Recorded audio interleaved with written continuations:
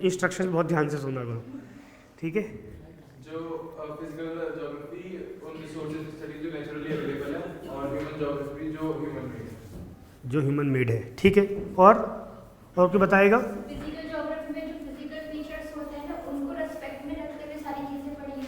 Human geography में humans को ज्यादा इंपॉर्टेंस देते हुए बाकी चीजें। ठीक बात है। और कौन बताएगा? अच्छा, पिछले 1 महीने में जिन लोगों ने क्लास में किसी सवाल का आंसर नहीं दिया, ऐसे कौन कौन है? मतलब कहीं बोले ही नहीं है। 5-7 लोग तो होंगे ना, जिन्हें मतलब ही नहीं होता है सर क्या पूछ रहे क्या बता रहे। हाँ, बस हमको 2 घंटे यहाँ पर आना है, घर वालों ने कह रखा है बेटा पैसे दे दिए हैं तुमको, जाओ वहाँ पढ़ करके आओ, रोज़ 2 घंटा 1 साल की तैयारी करो, हो जाएगा तो ठीक है, नहीं होगा तो फिर कोई बात नहीं, तुमको हम गले में बैठा देंगे अपने यहाँ। ऐसा तो नहीं है, ठीक है। तो जैसे दोनों ने ठीक बताया, फिजिकल ज्योग्राफी यानी कि जो चीज़ें नेचुरली अवेलेबल हैं अर्थ के ऊपर, नेचुरल रिसोर्सेज जितने भी हैं वो सारे फिजिकल ज्योग्राफी में हैं, चाहे वो एयर हो, चाहे वो वाटर हो, चाहे वो लैंड हो, चाहे वो मिनरल्स हो, XYZ कुछ भी। और उसके थ्रू जब हम कुछ बनाते हैं, कुछ हम डेवलप करते हैं नया, जैसे हमने सड़कें बनाई, हमने घर बनाया, हमने फैक्ट्रीज बनाई, हमने मशीन्स बनाई, ये सब क्या हो गया? ह्यूमन या इकोनॉमिक ज्योग्राफी, ठीक है। ये बेसिक डिफरेंस है इन दोनों के अंदर। आपके 11th क्लास में 2 बुक्स हैं, पैरेलली 12th क्लास के अंदर भी 2 किताबें हैं। देखा आप लोगों ने? क्या टाइटल्स हैं उनके? किसके पास है 12th क्लास की बुक्स? ये तो 11th क्लास की सेकंड वाली है। हाँ, और दूसरी? ठीक है, तुक्का नहीं मारना, तुक्का मारना ठीक नहीं होता है, ठीक है। तो बेसिकली वो ह्यूमन ज्योग्राफी ही है। जैसे 11th क्लास में पहली बुक का नाम क्या है? हाँ, और नहीं, पूरा नाम बताओ। Fundamentals of physical geography, that is भौतिक भूगोल के मूल सिद्धांत, जो बेसिक्स हमने पढ़े हैं। और फिर 11th क्लास की दूसरी बुक क्या है? India physical environment. तो जो हमने पहली बुक पढ़ा था उसको अब हम कहाँ पढ़ेंगे? इंडिया के रेफरेंस में पढ़ेंगे। पहले में हमने उसको इन जनरल पढ़ा था, ओवरऑल वर्ल्ड के रेफरेंस में जनरली कैसा होता है। समझ में आई बात? सेम 12th क्लास के अंदर 2 किताबें हैं। पहली बुक का नाम है ह्यूमन एनवायरनमेंट समथिंग करके है, यानी कि जो ह्यूमन ज्योग्राफी है या इकोनॉमिक ज्योग्राफी है उसके बारे में ओवरऑल वर्ल्ड की सिचुएशन क्या है। अभी हमने जो फिजिकल ज्योग्राफी पढ़ा है उसमें कहीं पर भी 11th वाली में ना तो जिक्र आया है इंडस्ट्रीज़ का बहुत ज़्यादा, ना कहीं पर जिक्र आया है बहुत ज़्यादा मिनरल्स का, ना एग्रीकल्चर का जिक्र आया है। नहीं आया है ना, हमने मैपिंग के अंदर पढ़ लिया वो अलग बात, उसमें नहीं आया हुआ है। वो सारा जिक्र कहाँ पर आएगा? 12th वाली बुक में आएगा। तो पहली बुक जो है उसमें दुनिया के अंदर ह्यूमन और इकोनॉमिक ज्योग्राफी क्या क्या है, और उसका फिर सेकंड बुक में इंडिया का रेफरेंस के अंदर बताया हुआ है, ठीक है। बेस 11th क्लास की बुक से सवाल आते हैं 12th क्लास की बुक से, ठीक है। मेंस में जो क्वेश्चंस आपको मिलेंगे फिजिकल ज्योग्राफी बहुत कम सवाल है। हाँ, बिना फिजिकल का आप कर नहीं सकते सवालों का हल, वो अलग बात है, लेकिन आपको ज़्यादा सवाल किस पे मिलेंगे? इकोनॉमिक और ह्यूमन ज्योग्राफी के ऊपर मिलेंगे। मिनरल्स के ऊपर सवाल मिलते हैं आपको, एग्रीकल्चर पर सवाल मिलते हैं आपको, ठीक है। पेपर 1 और paper 3, paper 1 mains that is geography, paper 3 mains that is economy, दोनों के मिला करके सवाल पूछ लेते हैं वो। मतलब पेपर 1 का सवाल पेपर 3 में आ जाता है, पेपर 3 का सवाल पेपर 1 में आ जाता है। आप मना नहीं कर सकते कि ऐसे कैसे चीटिंग है ये, तो है ना। कहेगा हाँ दे रखा है हमने इकोनॉमिक ज्योग्राफी एग्रीकल्चर दोनों में दे रखा है, कुछ भी पूछ सकता है वो। एग्रीकल्चर इकोनॉमी के अंदर भी दे रखा है उसने, एग्रीकल्चर ज्योग्राफी के अंदर भी दे रखा है, मिनरल्स उसने दोनों के अंदर दे रखा है, ठीक है। आप मना नहीं कर सकते। इंडस्ट्रीज उसने दोनों में दे रखा है, आप मना नहीं कर सकते सवाल का आंसर करने से। तो इसलिए जो बेसिक चीज़ें हैं उसकी समझदारी अच्छी रखनी चाहिए, ठीक है। चलो, तो हम लोगों ने मैपिंग के अंदर दोनों चीज़ों को करने की कोशिश की थी, थोड़ी थोड़ी अपडेट्स होंगे वो हम पैरेलली करते रहेंगे। अभी हम लोग शुरू करने वाले हैं क्या? इंडियन ज्योग्राफी, ठीक है। हाँ, टेस्ट पेपर मैंने कहा ना कि डिस्कस करेंगे, लेकिन वो जब केवल वही बच्चे होंगे तब करेंगे। नहीं, जो है वो है, ठीक है। तो मैं सर से बात कर लूँगा एक बार कि क्लास से आधे घंटे पहले या क्लास के आधे घंटे बाद जिन लोगों ने टेस्ट दिया है, हाँ वो तो उनके पास होगा ना, मैं मना थोड़ी कर रहा हूँ। वो तो जिन्होंने दिया वो लोग रहेंगे ही, उसमें क्या प्रॉब्लम है। मतलब मैं डिसाइड नहीं करूँगा कौन रहेगा क्लास में, वो तो वही डिसाइड करेंगे, ठीक है।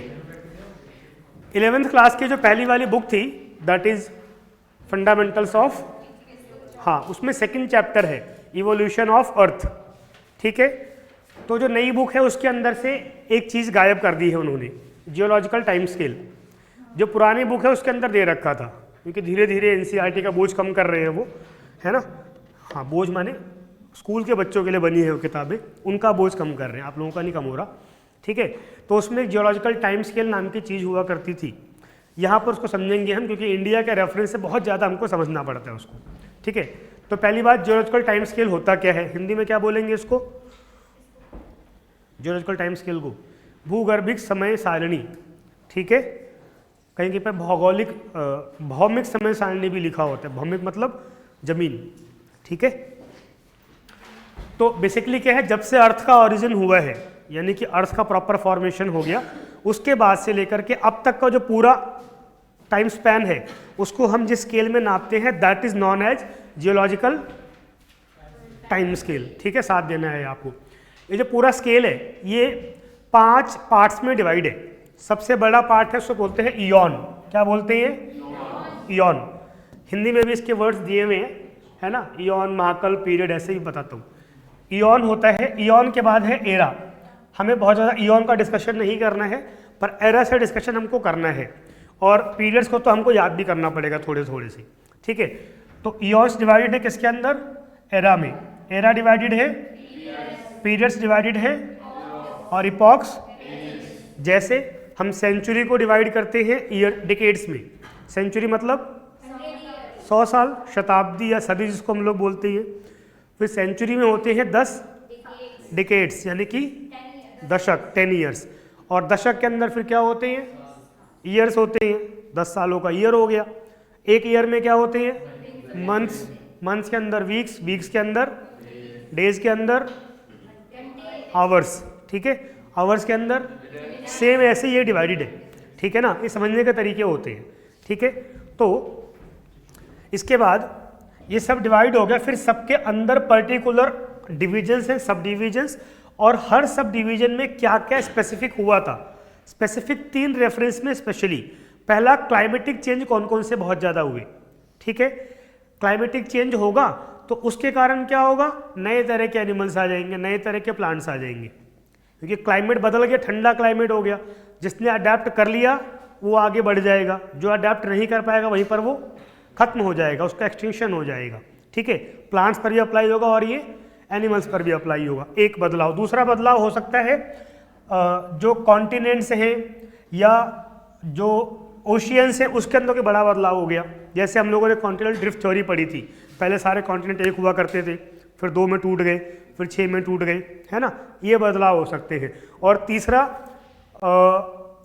कोई मास इवेंट हुआ, इसको हम लोग कहते हैं मास एक्सटिंक्शन, सामूहिक विलुप्ति। 3-4 बार पृथ्वी पर ऐसा हुआ है कि कुछ ऐसे इवेंट हो गए कि पृथ्वी से लगभग जितने लोग थे, कुछ भी XYZ, प्लांट्स, एनिमल्स, 95% क्या हो गए? एक्सटिंक्ट, खत्म हो गए थे, ठीक है। जैसे पृथ्वी के ऊपर उल्का पिंड गिर गया, ठीक है, मेटेओराइट्स। अब जैसे ही वो गिरा तो पृथ्वी क्या हो गई? इतने ज़्यादा वहाँ पर टेम्परेचर पैदा हुआ, इतनी गर्मी पैदा हो गई, आसमान पूरा ढक गया धुएं से और टेम्परेचर से। और जितने लोग हैं, मान लीजिए 100 लोग हैं तो 95 खत्म, बाकी 5 रह गए जैसे तैसे जिंदा। अब वो 5 सर्वाइव करेंगे, धीरे धीरे नए क्लाइमेट के हिसाब से खुद को ढाल लेंगे तो बच जाएंगे, वरना फिर वो भी खत्म हो जाएंगे। फिर कोई नया आदमी आएगा, नया जीव आएगा, नया पौधा आएगा, अकॉर्डिंग टू न्यू क्लाइमेट। ये सब चलता रहा है, ठीक है। समझ में आई बेसिक बात? हाँ या ना? कोई कन्फ्यूजन किसी को इतने में? अब ये डिवीजन है, ये एनसीईआरटी में ही जो दिया है मैंने वही लगाया है, as it is. Hindi English दोनों में दिया हुआ है, पुरानी बुक्स के अंदर, नई बुक्स में नहीं होगा, ठीक है। तो इस डिवीजन आप, हाँ, सबसे पहले क्या है? ईयॉन्स। ये हिंदी वाला है, ये इंग्लिश वाला है। ईयॉन किस में डिवाइडेड है? एराज में। सबको बोलना है, ईयॉन्स किस में डिवाइडेड है? एरा किस में डिवाइडेड है? पीरियड्स, हाँ बोलो। इपॉक, इपॉक एज में डिवाइड है, ठीक है। हिंदी के अंदर भी एरा के लिए महाकल्प शब्द है, भाई तो तुझे क्या समस्या क्यों आ रहा है बार बार? पीरियड के लिए कल्प शब्द है, इपॉक के लिए युग शब्द है, और एज या आयु सीधा सेम थिंग, ठीक है। तो थोड़ा सा नीचे से पढ़ेंगे, ये नीचे से ऊपर की तरफ पढ़ना है, ठीक है ना, ऊपर से नीचे नहीं पढ़ना है। तो सबसे पहले 13.5 अरब वर्ष पूर्व, 13.7 बिलियन ईयर्स अगो, एक इवेंट हुआ, that is known as big bang या बोलो, नहीं नहीं, महाविस्फोट, सुपरनोवा अलग चीज़ है, ठीक है। बिग बैंग या, अरे तुम्हें क्या हो गया, कुछ तो बोलो, क्या बोलना है, महाविस्फोट बोलो, ठीक है, सब ठीक है, कोई समस्या तो नहीं है गंभीर, ठंड तो नहीं लग गई तुमको, ठंड लग रही, लग तो रहा है, ठंड लग रही है तुमको देख करके, कोई बात नहीं। तो 13.7 बिलियन ईयर्स अगो एक इवेंट हुआ that is known as big bang, जिसके बाद यूनिवर्स का ओरिजिन शुरू हुआ, ठीक है, यूनिवर्स बनना शुरू हुआ। After the formation of universe फिर एक इवेंट हुआ that is known as supernova, ठीक है। सुपरनोवा के बाद क्या हुआ, धीरे धीरे प्लैनेटरी सिस्टम्स डेवलप होने शुरू हुए, यानी कि स्टार्स फॉर्मेशन शुरू होगा, तो तारों की उत्पत्ति होनी शुरू हुई।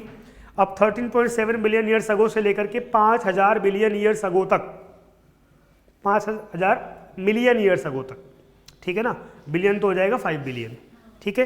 तो इस पूरे जो टाइम फ्रेम था इसमें केवल और केवल क्या है, फॉर्मेशंस हुई हैं, अलग अलग स्टार्स बने हैं, स्टार्स के अराउंड प्लैनेट्स बने हैं, उसके अराउंड फिर क्या बने हैं, कॉमेट्स, मीटेरॉइड्स वगैरह वगैरह, ठीक है। यानी कि जो टोटल धरती की एज है अब तक, जो टोटल एज है ओवरऑल यूनिवर्स की, उसमें 50%, 60% टाइम तो खाली फॉर्मेशन में निकल गया। समझ में आई बात। 5000 मिलियन ईयर्स अगो, यानी कि आज से 5 अरब वर्ष पूर्व जा करके पृथ्वी अपने शेप में आई है, ठीक है। और उसके बाद फिर क्या शुरू हुआ, धीरे धीरे पृथ्वी के ऊपर एटमॉस्फेयर वगैरह डेवलप होने शुरू हुए, ओशियंस बनना शुरू हुआ, ठीक है। तो यहां पर जो आपको दिख रहा है सेकंड रो, ये दिख रहा है सबको, क्यों ये दिख रहा है, अच्छा ठीक है। अब किसी एक को दिखाई देगा, अब कौन सा देखना है, हिंदी इंग्लिश, ये थोड़ा सा ब्लर है, मैं समझा दूंगा, मत परेशान।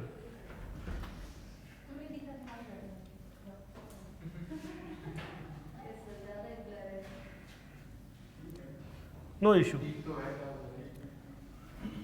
हम इयॉन की बात कर रहे हैं, 4800 मिलियन से लेकर के 570 मिलियन तक, ठीक है। कितने साल हो गए लगभग, ये मोटा मोटा 4000 मिलियन साल, ठीक है। इस पूरे प्रोसेस में लाइफ नाम की कोई चीज अर्थ के ऊपर नहीं थी, ठीक है। तो इसको हम लोग कह देते हैं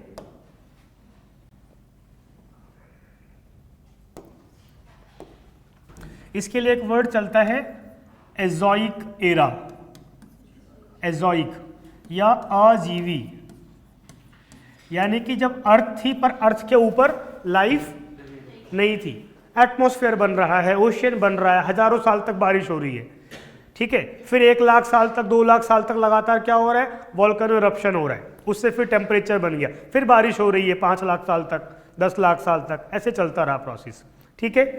तो आ जाइए, ये जो पूरा प्रोसेस है इसको हम कहते हैं एजोइक फेज, या इसी के लिए एक और वर्ड यूज होता है प्री कैम्ब्रियन।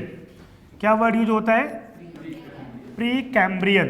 अब आप बोलोगे ये क्यों बोला है, क्योंकि इसके बाद जो अगला जो इपॉक आएगा वो कैम्ब्रियन आएगा, तो इसके पहले का जो पूरा फेज है उसमें अर्थ के ऊपर कोई लाइफ नहीं थी। समझ में आई बात, ठीक है। तो यानी कि अर्थ के फॉर्मेशन से लेकर के 570 मिलियन सालों तक, या सिंपल भाषा में बोलूं तो 5.5 करोड़ साल पहले तक, ठीक है, अर्थ पर कोई लाइफ नहीं थी। अर्थ की एज कितनी है, 4.6 बिलियन ईयर्स अगो, हिंदी में बोले तो 4.5 अरब वर्ष की आयु है अर्थ की, ठीक है। सबको समझ में आ रही मेरी बात। सबसे पीछे क्या समझ में आया, हाँ क्या समझाया था, स्मार्ट आंसर, वही जो समझा रहे थे आपको ये समझ में आया है। ऐसा है, ये जवाब 1 दिन चलेगा, 2 दिन चलेगा, 4 दिन चलेगा, रोज रोज, क्योंकि आपको एक्सप्लेन करना आना सीखना पड़ेगा, ठीक है। डीएम बनोगे भाई, डीएम बनोगे तो क्या होगा, ठीक है। और आपको तो बहुत ब्रीफ में एक्सप्लेन करना होता है डीएम को, तो या सचिव बन जाओगे तो आपको 50 पन्नों की फाइल मिलेगी, आधे पैराग्राफ में लिख करके देना होगा मंत्री साहब को। उनके पास टाइम थोड़ी 50 पन्ने पढ़ने का, आपको आधे पैराग्राफ में लिखना होगा, बताना होगा सर ये प्रोजेक्ट है, इतने का प्रोजेक्ट है, ये फ़ायदा है, ये नुकसान है, ये बंदा पैसा इसके ऊपर लगा रहा है, आपका पॉलिटिकल फ़ायदा ये है, जनता का फ़ायदा ये है। ठीक है, इनको समझ में आएगा तो आगे यस करेंगे या फिर नो करेंगे। ठीक है, खैर यहाँ फोकस रखिए आप। ठीक है, अभी भूल जाइए किताब नाम की कोई चीज़ होती है इस दुनिया में। ठीक है, 4.6 बिलियन ईयर्स अगो, बिलियन यानी कि अरब। ठीक है, जहाँ पे लिखा होगा मिलियन उसको आप लोग बोल देंगे करोड़। ठीक है, तो 6.5 अरब वर्ष पूर्व हमारी अर्थ बन गई। 4.6 बिलियन ईयर्स से लेकर के कब तक, 570 मिलियन। ठीक है, 570 मिलियन, हिंदी में बोल लेंगे 5.7 करोड़। समझ में आई बात? इस पूरे फेज में अर्थ पर लाइफ नाम की चीज नहीं थी, लाइफ थी नहीं। इसको हम लोग क्या बोलते हैं, एजोइक फेज या अजीवी कल्प। समझ में आई बात? लाइफ नहीं थी पृथ्वी के ऊपर, लेकिन बाकी सब चीजें हो रही थी। क्या क्या हो रहा था, तो देखिए एटमॉस्फेयर के अंदर कार्बन डाइऑक्साइड ज्यादा हो गई थी, CO2 ज्यादा हो गई, उसका असर क्या हुआ, धीरे धीरे ओशियन का फॉर्मेशन शुरू हुआ, कॉन्टिनेंट्स का फॉर्मेशन शुरू हुआ। उसके बाद जब ये सब चीजें हो गई तब जाकर के इसके लास्ट फेज में यहाँ पर सबसे पहले आया एक बैक्टीरिया जो यूनिसेलुलर था, यानी कि एक कोशिका वाला था। ठीक है ना, एग्जाम्पल अमीबा है ना, सिंगल सेल होता है, एक कोशिका होती है। ऐसे जीव आए जो एकदम सिंगल सेल थे। ठीक है, फिर धीरे धीरे करके एल्गीज डेवलप होने शुरू हुए, कवक्स डेवलप होने, इसको हम काई वगैरह कह देते हैं। और इसके बाद सबसे लास्ट में जब यहाँ पर सॉफ्ट बॉडीड ऑर्थोप्रोड्स आ गए, बहुत छोटे जीव आ गए पानी के अंदर, यहाँ पे तुरंत हम बदल देंगे एरा को, यहाँ से नया एरा शुरू हो जाएगा। ठीक है, उसको हम कह देंगे फिर जॉइक एरा। उसके बाद क्या हो जाएगा, जॉइक यानी कि जीवी। अब क्या हो गया, लाइफ आ गया अर्थ के ऊपर। ठीक है, तो अर्थ जो पूरी दुनिया की एज है पृथ्वी की 4.5 अरब वर्ष पूर्व, इसमें 5.7 करोड़ साल पहले लाइफ आई है, उससे पहले पूरी पृथ्वी खाली बनने में निकल गई। ठीक है, यानी कि 80% जो फेज है उस पर खाली अर्थ का फॉर्मेशन ही हुआ है, अर्थ पर एटमॉस्फेयर बना है, ओशियंस बने हैं, कॉन्टिनेंट्स बने हैं। समझ में आई बात? कोई कन्फ्यूजन यहाँ तक? ठीक है, बोलो। अच्छा, अब जो प्री कैम्ब्रियन फेज था जिसको हमने जॉइक फेज कहा है, इसमें 3 तरह के इयॉन्स थे। 3 तरह के क्या थे, इयॉन्स। ये आपको मिल जाएगा, एक का नाम हेडियन था, एक का नाम आर्कियन था, एक का नाम प्रोटेरोजॉइक था। ठीक है, कब से कब तक, 4800 यानी कि 4.8 करोड़ वर्ष से लेकर के 5.7 करोड़ वर्ष पूर्व तक। ठीक है, 480 करोड़ वर्ष पूर्व से लेकर के 5.7 करोड़ वर्ष पूर्व तक इस फेज में, इसी को हम प्री कैम्ब्रियन भी कहते हैं, इसी को एजोइक भी कहते हैं, इसी को हमें 3 इयॉन्स में बांटते हैं। कोई कंफ्यूजन? इसके बाद जो फेज शुरू होगा वो लाइफ वाला फेज शुरू होगा। ठीक है, तो इसके बाद जो सारे इयॉन्स हैं वो सारे जॉइक इयॉन्स हैं। जॉइक यानी कि जीवी, जब लाइफ है। इसमें अब एराज को बांटेंगे अब हम। तो सबसे जो पहला एरा है उसका नाम है पैलियोजॉइक। क्या नाम है? हिंदी में कहते हैं पुराजीवी। ठीक है, याद रहेगा, पैलियोजॉइक या पुराजीवी। ठीक है, अब ये जो पैलियोजॉइक है ये तो हो गया हमारा एरा, एरा यानी कि कल्प। ठीक है, फिर ये बटेगा किसमें, पीरियड्स के अंदर। एरा माने कल्प नहीं है, एरा माने हो गया महाकल्प, पीरियड्स हो गए कल्प। ठीक है, तो फिर जो पैलियोजॉइक है ये बट गया है 6 फेजेस के अंदर। अब ये सब आपको एकदम दिमाग में बोझ पड़ रहा होगा, सारे याद करना है, याद नहीं करना है। जब डिस्कशन करेंगे तो अपने आप वहाँ पर आता है, कैम्ब्रियन फेज में ये पहाड़ बना, प्री कैम्ब्रियन में ये वाला हुआ, तो फिर आपके माइंड में आना शुरू हो जाएगा ये। ठीक है, तो पैलियोजॉइक का टाइम पीरियड क्या था, 245 से 570 मिलियन, हिंदी में बोलेंगे तो 24.5 करोड़ साल से लेकर के और 57 करोड़ साल तक ये जो पूरा फेज था। इसमें जो 6 अलग अलग फेजेस हैं, एक का नाम कैम्ब्रियन है, Ordovician, Silurian, Devonian, Carboniferous, Permian.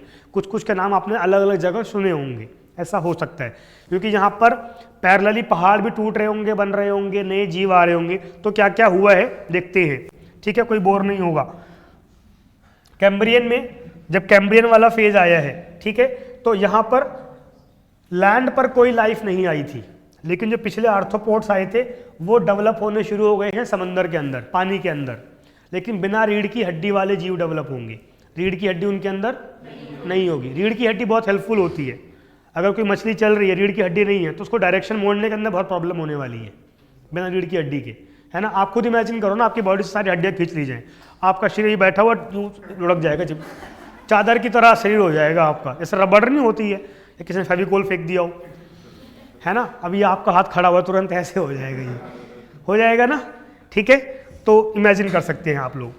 उसके बाद अब ये डेवलपमेंट चल रही है, यहाँ पे एज बढ़ती जा रही है। पहली मछली आई, ठीक है, उसके बाद फिर लगभग 40 करोड़ साल पहले धीरे धीरे जमीन पर पहला कोई पौधा दिखाई दिया, जमीन पर पहला पौधा दिखाई दिया, ठीक है। फिर आगे धीरे धीरे एम्फीबियंस आए। एम्फीबियंस को क्या बोलते हैं हिंदी में? एम्फीबियंस, उभयचर, उभयचर होता है ना, हाँ हाँ। तो पहले क्या था कि धीरे धीरे पानी में डेवलप हुआ लाइफ, फिर प्लांट्स आए, फिर ऐसे जीव आगे जो पानी से निकलना शुरू हुए, किस तरफ? लैंड की तरफ, जो थोड़ा दूर तक जा सकते थे, क्योंकि जो पानी में रहता है उसको पानी में रहने की हैबिट है। अब अडाप्ट करना होगा उसको लैंड पर, क्योंकि लैंड पे क्या है, पानी नहीं है, ठीक है। यहाँ से फिर इसके बाद वर्टिब्रेट्स आ गए। वर्टिब्रेट्स यानी कि जिसकी कोयले की, सॉरी कोयला कह रहा हूँ, रीढ़ की हड्डी डेवलप हो गई, ठीक है। इसी दौरान यहाँ पर बहुत सारे कोल बेड्स बने। तो सबसे जो प्राचीन कोयला मिलेगा आपको वो इसी फेज का मिलेगा, कार्बोनिफेरस एज का, ठीक है। हम लोग ये वर्ड आगे सुनेंगे, कार्बोनिफेरस। सबसे पुराने सबसे अच्छे कोयले कब के मिलेंगे? कार्बोनिफेरस एज की, ठीक है। फिर पहला रेप्टाइल आया। रेप्टाइल को क्या बोलते हैं हिंदी में? हाँ, रेंगने वाले जीव। हिंदी में क्या होता है एग्जैक्ट? सरीसृप होता है शायद, सरीसृप, ठीक है। हाँ, अब इसके बाद ये जो पूरा फेज होगा इसमें रेप्टाइल्स राज करेंगे, ठीक है। तो इसीलिए पैलियोजोइक को हम लोग एज ऑफ रेप्टाइल्स भी कहते हैं, सरीसृपों का युग। यहाँ पे लिखा भी हुआ है रेप्टाइल डोमिनेट। इन्होंने एम्फीबियंस वगैरह को रिप्लेस करके रेप्टाइल्स ने पूरा राज चलाया अपना, ठीक है। डायनासोर भी एक रेप्टाइल है, पता है आपको? है ना, हाँ। तो अब वो डेवलप होना शुरू हो जाएगा डायनासोर, और रेप्टाइल्स के अंदर भी केवल किसका आ गया एज आएगा? डायनासोर्स का, ठीक है।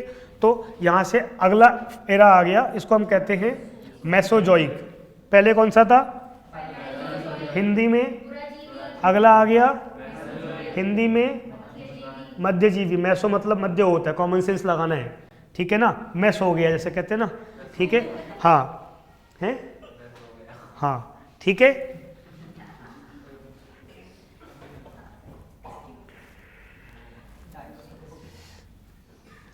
तो मेसोजोइक कब से कब तक था?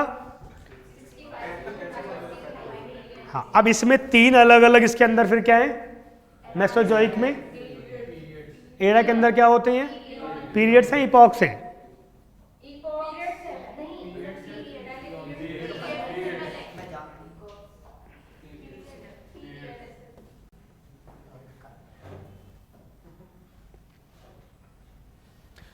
अब ये 3 नाम सुने होंगे आपने, Triassic age, Jurassic age, Cretaceous age. इसका डिस्कशन आया है जगह जगह, ठीक है। तो 3 फेज है। स्टार्टिंग में फ्रॉग्स और टर्टल्स, क्योंकि यही वो थे जो पानी से कहाँ पर आ गए थे? लैंड पर आ गए थे, वहाँ सर्वाइव भी कर गए थे।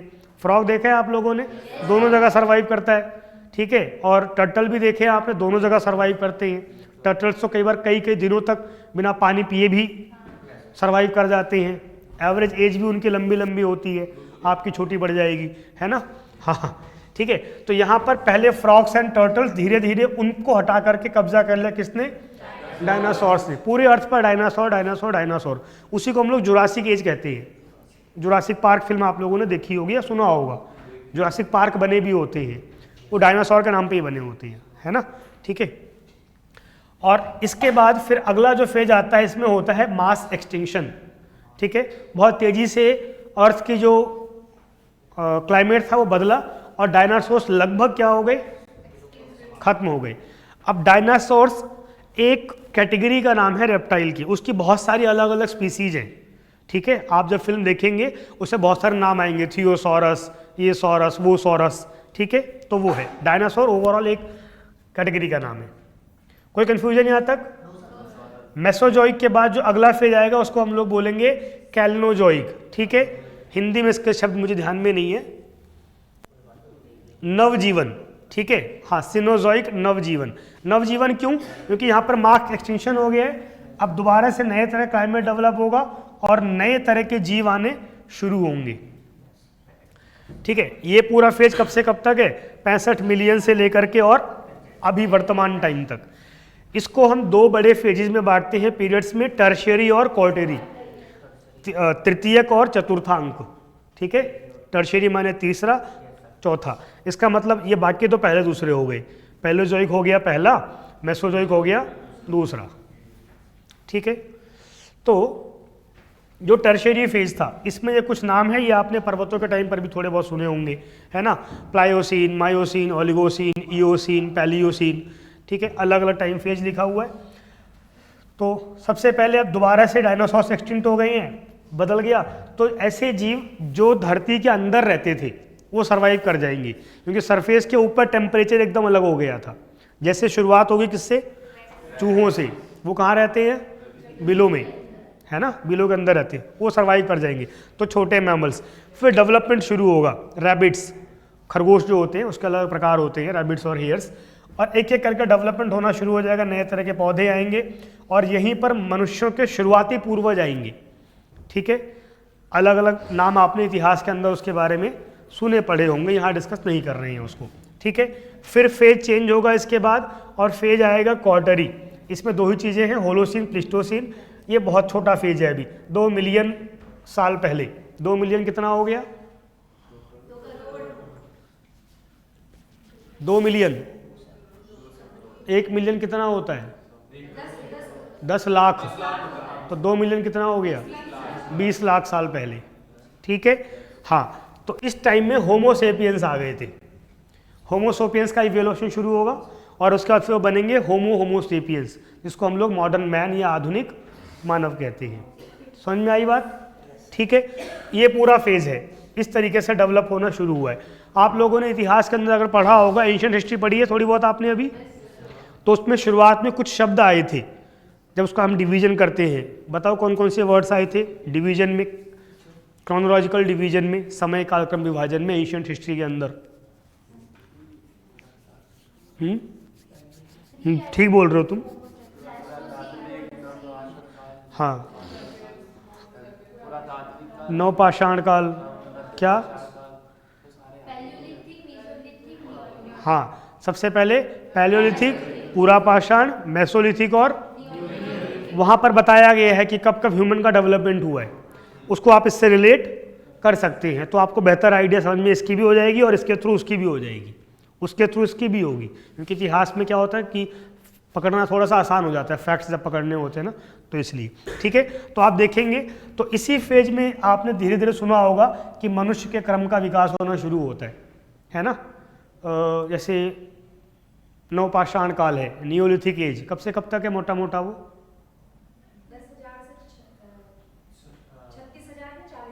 हाँ, अब 40,000 साल पहले आज से, है ना, आज से 40,000 साल पहले तक, यानी कौन सा फेज हो गया? यही वाला हो गया, है ना। 10,000 से 2 मिलियन के बीच वाला फेज हो गया। अच्छा, 10,000 से पूरा नियोलिथिक होता है नवपाषाण, 10,000 आज से 10,000 साल पहले तक, शायद ऐसा ही है। ठीक है, वो देख लीजिएगा। आपने जो अब तक जो एशियंट सिविलाइजेशन सुनी है वो कौन सी सुनी है? Indus valley. कब आई थी? आज से कितने साल पहले? टाइम फेज क्या था उसका? Time period. सिंधु घाटी सभ्यता का कालक्रम क्या है?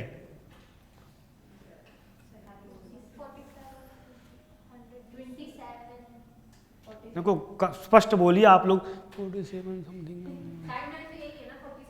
हाँ, क्या पूरा बोलो ना। उसका टाइम फेज क्या है?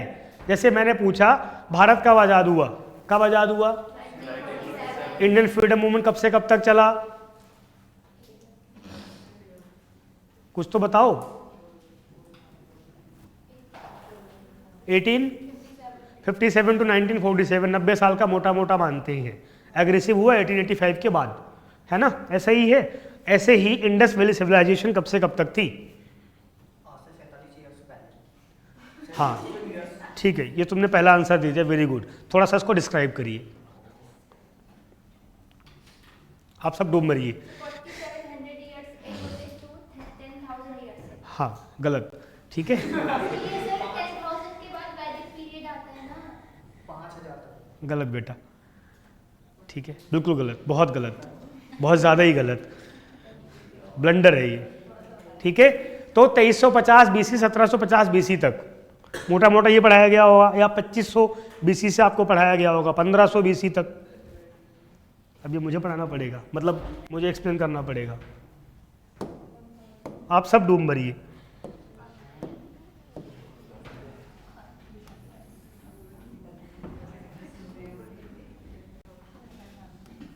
कौन सा सन चल रहा है?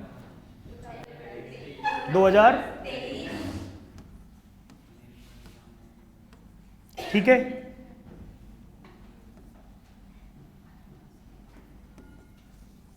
एक 1000 साल पहले, 500 साल पहले, 0 years ago। इस कैलेंडर का नाम है नाम क्या जो हम यूज करते हैं अभी? ग्रेगोरियन कैलेंडर, ठीक है। पोप ग्रेगरी हुआ करते थे, उनके नाम से बना हुआ है, ये आप लोगों को पता है पहले से ही। जो कैलेंडर यूज करते हैं, जो 2023, 22, 24 जो भी है, that is known as Gregorian calendar, ठीक है। तो इसमें ऐसा मानते हैं ये लोग कि जब जन्म हुआ किसका? जीसस क्राइस्ट का, वहां से एक टाइम का शुरुआत मानते हैं, ठीक है। उनका जन्म हुआ था आज से 2023 साल पहले, 4 दिन बाद उनका बर्थडे आने वाला है, ठीक है। ऐसे ही है ना, हैप्पी बर्थडे मनाएंगे आप लोग, ठीक है, मतलब जो मनाते होंगे। तो 0 years। अब इधर वाले फेज को हम लोग क्या बोलते हैं हिंदी में? एडी, हिंदी में ईसवी, एडी माने एनो डोमिनी, ठीक है। कहीं कहीं पर लिखा होता है ACE भी लिखा होता है, या CE लिखा होता है, इसका मतलब कॉमन एरा या after common era. Common era that is 0, ठीक है, और the birth year of Jesus Christ, ठीक है। तो जिस साल क्राइस्ट पैदा हुए उसके बाद वाले को हम बोलते हैं एडी या ईसवी, सिंपल। इससे पहले वाले को बोलते हैं BC, बिफोर क्राइस्ट, या ईसा के पहले, ईसा के पहले, ईसा पूर्व, ठीक है। तो अब यहाँ BC में चल रहे हैं, ठीक है। तो BC में ये 500 साल पहले आ गया, ये आ गया 1000 साल पहले, ये आ गया 2000 साल पहले, थोड़ा सा लंबा चल लेते हैं, ठीक है। ऐसे ही फिर आप चलते चले जाओ, ये आ गया 10,000 साल पहले, फिर ये आ गया 1 लाख साल पहले, 1 लाख। समझ में आई बात? अब यहाँ पे 0 से 10,000 में क्या हुआ है? सबसे चौथा अंतिम फेज चल रहा है जब आधुनिक मानव का विकास हुआ है। इसी को हम लोग नियोलिथिक नवपाषाण काल कहते हैं, ठीक है। और इस फेज के अंदर यहाँ पर मोटा मोटा ऐसा बताते हैं 2350 से लेकर के 1750 BC, 500 सालों तक एक सभ्यता रही जिसका नाम था इंडस वैली सिविलाइजेशन। ये डेट्स आपको अलग अलग जगह अलग अलग लिखी मिलेंगी। शुरुआत में अंग्रेजों ने मानने से मना कर दिया, सबसे पुरानी, बोला अभी तो 500 साल पुरानी सभ्यता रही होगी ये। जब बाद में रिसर्च हुआ तो कहा नहीं 2000 साल पुरानी है। फिर बाद में उन्होंने माना कि नहीं 5000 साल पुरानी सभ्यता है। अब कहते हैं सबसे एंशिएंट अब तक मिली जो है वो यही वाली है, ठीक है। तो इसके हिसाब से हम लगभग कितने साल पुराने हो गए? अब 1750 या 2300 साल पहले इधर का हो गया, 2000 साल पहले इधर का, लगभग कितना हो गया जो आपने बोला 4700 साल पहले समथिंग, ठीक है। इसको लिखने की जरूरत नहीं है, एग्जैक्ट फिगर जो हिस्ट्री वाले से बताएंगे उसको मानना है, ठीक है, वरना बोलोगे भटका दिया मैंने, ठीक है। हाँ, ये मोटा मोटा मैं समझाने के लिए बता रहा हूँ, कोई कन्फ्यूजन यहाँ तक? इतिहास में जब जाएंगे तो यहीं से आपको उल्टा मिलना शुरू होता है। अभी ये चल रहा है, यहाँ पर कौन थे? इंडियन कांग्रेस थी, इससे पहले ब्रिटिशर्स थे, इससे पहले पोर्टुगीज थे, उससे पहले, अरे बोलते जाओ ना, मुगल्स थे, मुगल्स से पहले तुर्क थे, उनसे पहले राजपूत फेज चल रहा था, ट्राइपार्टाइट स्ट्रगल, उससे पहले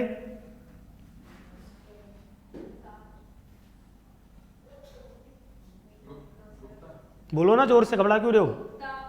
गुप्ता पीरियड। उससे पहले मौर्यन। बीच में क्या है गुप्ता मौर्य के, ढूंढना जरा है। हाँ, पोस्ट मौर्यन या प्री गुप्ताज, जो भी कह लो आप।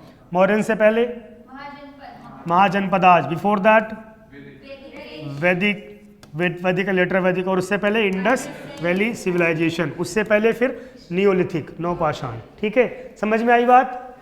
अब ये आई होप कि ये वाला चार्ट आपको समझ में आ गया होगा, जियोलॉजिकल टाइम स्केल।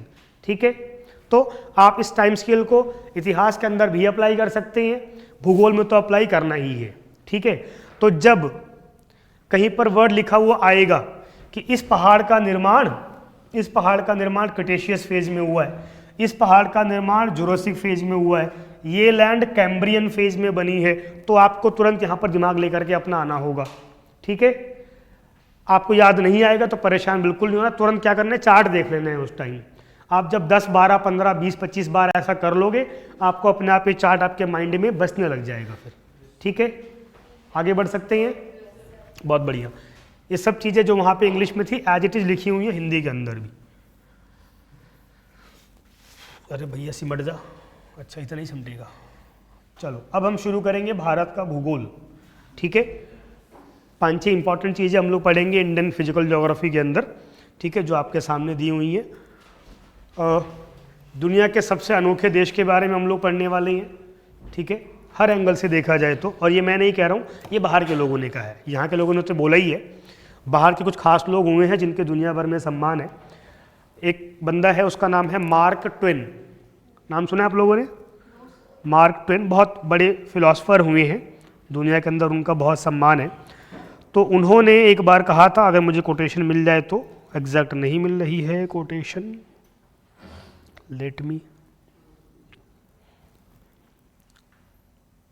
ठीक है, तो उन्होंने ऐसे ही कहा था कि भाई जो इंडिया है ये दुनिया भर की भाषाओं की जननी है, जितनी भी दुनिया में सिविलाइजेशंस हैं उसका जो कैडल था वो इंडिया हुआ करता था, वगैरह वगैरह। ठीक है, ऐसे ही एक बहुत बड़े रशियन फ्रेंच हिस्टोरियन हुए हैं रोमारोला, उन्होंने भी ऐसी ही बातें कही हैं कि दुनिया को जो एशियंट नॉलेज वगैरह मिली वो किसने दी है, इंडिया ने दी है। फिर जिन लोगों ने भविष्यवाणियाँ की हैं उन लोगों ने भी कहा 21वीं सेंचुरी किसकी होगी, इंडिया की होगी। यही बात डॉक्टर कलाम भी लिख करके गए हैं, अपनी उन्होंने बुक लिखी थी एक, विजन 2021 समथिंग करके। ठीक है ना, उनकी एक बुक है द विंग्स ऑफ फायर, वो आप सबको पढ़नी चाहिए। अग्नि की उड़ान, विंग्स ऑफ फायर, कलाम सब, बहुत छोटी सी बुक है। ठीक है ना, वो पढ़नी ही चाहिए आप सबको, बहुत आपको सकारात्मक ऊर्जा मिलेगी। वो भी सुसाइड करने गए थे, जब जो बनना था नहीं बन पाए थे तब। ये कहानी सुनी होगी आप लोगों ने। ठीक है ना, कौन बताएगा इसके बारे में? यस सर, किसने बोला है? क्या कह रहे हो तुम? शादी नहीं हुई थी इसलिए सुसाइड करने गए थे? ये फिर क्या फ़ायदा हुआ? तैयारी कर रखी सारी, पर अभी आंसर नहीं लिख पाऊंगा। कलाम साहब को बनना था क्या, पायलट। ठीक है, वो उसका इंटरव्यू देने के लिए गए थे और उनका सिलेक्शन नहीं हुआ। देहरादून में इंटरव्यू था, 9 वैकेंसीज थी, वो 10वें नंबर पर थे। तो फिर वो गए सुसाइड करने के लिए ऋषिकेश गंगा किनारे, क्योंकि मतलब नहीं है लाइफ का। गरीबी में परिवार था, बड़ी मुश्किल से बहन ने पैसा दिया था। पहली बार वो रामेश्वरम से, इंडिया के सबसे छोटे पॉइंट पर रामेश्वरम है, दिखता ही नहीं है। हाँ, वापसी के पैसे भी नहीं थे। ठीक है ना, मतलब जो मैप में दिखता भी नहीं है ऐसी जगह पर वो रहते थे। इंडिया के मैप में दिखता भी नहीं है रामेश्वरम, कभी देखा होगा आपने, जहाँ पर ख़त्म हो जाता है इंडिया का मैप, वहाँ पर छोटा सा एक आइलैंड है। मेन लैंड से भी फिर ट्रेन चलती है लगभग रात में 7-8 घंटे की, पंबन ब्रिज क्रॉस करके फिर हम पहुँचते हैं रामेश्वरम। ऐसी जगह पर से थे वो, सुसाइड करने जा रहे थे। फिर वहाँ किसी ने उनको बचाया और कहा कि भाई लाइफ में कुछ बेहतर आपके लिए इंतज़ार कर रहा होगा, मत परेशान हो। और फिर बाद में वो आगे पता है आपको क्या क्या बने वो, है ना। भारत के अगर हम आफ्टर इंडिपेंडेंस कहें तो सबसे ज़्यादा जो जिनको लोग प्यार करते हैं उनमें से कुछ चंद लोगों में से वो एक है ना, जिनका कोई दुश्मन नहीं मिलेगा आपको, जिनका कोई विरोधी नहीं मिलेगा आपको, है ना। किसी भी पार्टी के लोग हों, किसी भी विचारधारा के लोग हों, किसी भी एज ग्रुप के लोग हों, किसी भी ट्रेड के लोग हों, चाहे बिजनेसमैन हो, सेलिब्रिटी हो, स्पोर्ट्स पर्सन हो, सब उनको पसंद करते हैं। ठीक है, ऐसे। खैर, लौटते हैं टॉपिक पर। तो उन्होंने लिखा है अपनी किताब विंग्स ऑफ फायर में कि पहली बार जब मैं रामेश्वरम से देहरादून के इंटरव्यू के लिए गया तो मैंने देखा कि मेरा देश कितना शानदार है, कितनी खूबसूरती और डाइवर्सिटीज से भरा हुआ है ना। इंडिया के अंदर अगर आप देखेंगे तो दुनिया भर के सबसे बड़े प्लेन्स भी हैं, डेजर्ट्स भी हैं, माउंटेन्स भी हैं यहाँ पर, और वैलीज भी हैं, खूब सारी वैलीज हैं, रिवर्स भी हैं, ड्राइस्ट प्लेसेस भी हैं। ये खासियत है।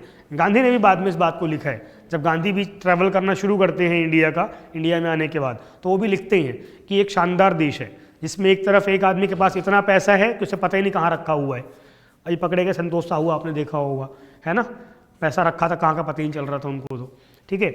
और ऐसे लोग भी हैं जिनके पास सुबह तो खाना खा लिया, शाम को क्या खाएंगे पता नहीं, है ना। गांधी बाकायदा अपना उसमें जर्नी में लिखते हैं, जब गांधी उन्होंने बनने की शुरुआत की उन्होंने कपड़े छोड़ दिए थे। गांधी ने कपड़े क्यों उतार दिए थे उन्होंने, देखा आप लोगों ने, बताओ कारण। डूब मरिए। एक बहुत सुंदर फिल्म है गांधी, ठीक है, फिल्म का नाम ही क्या है, गांधी।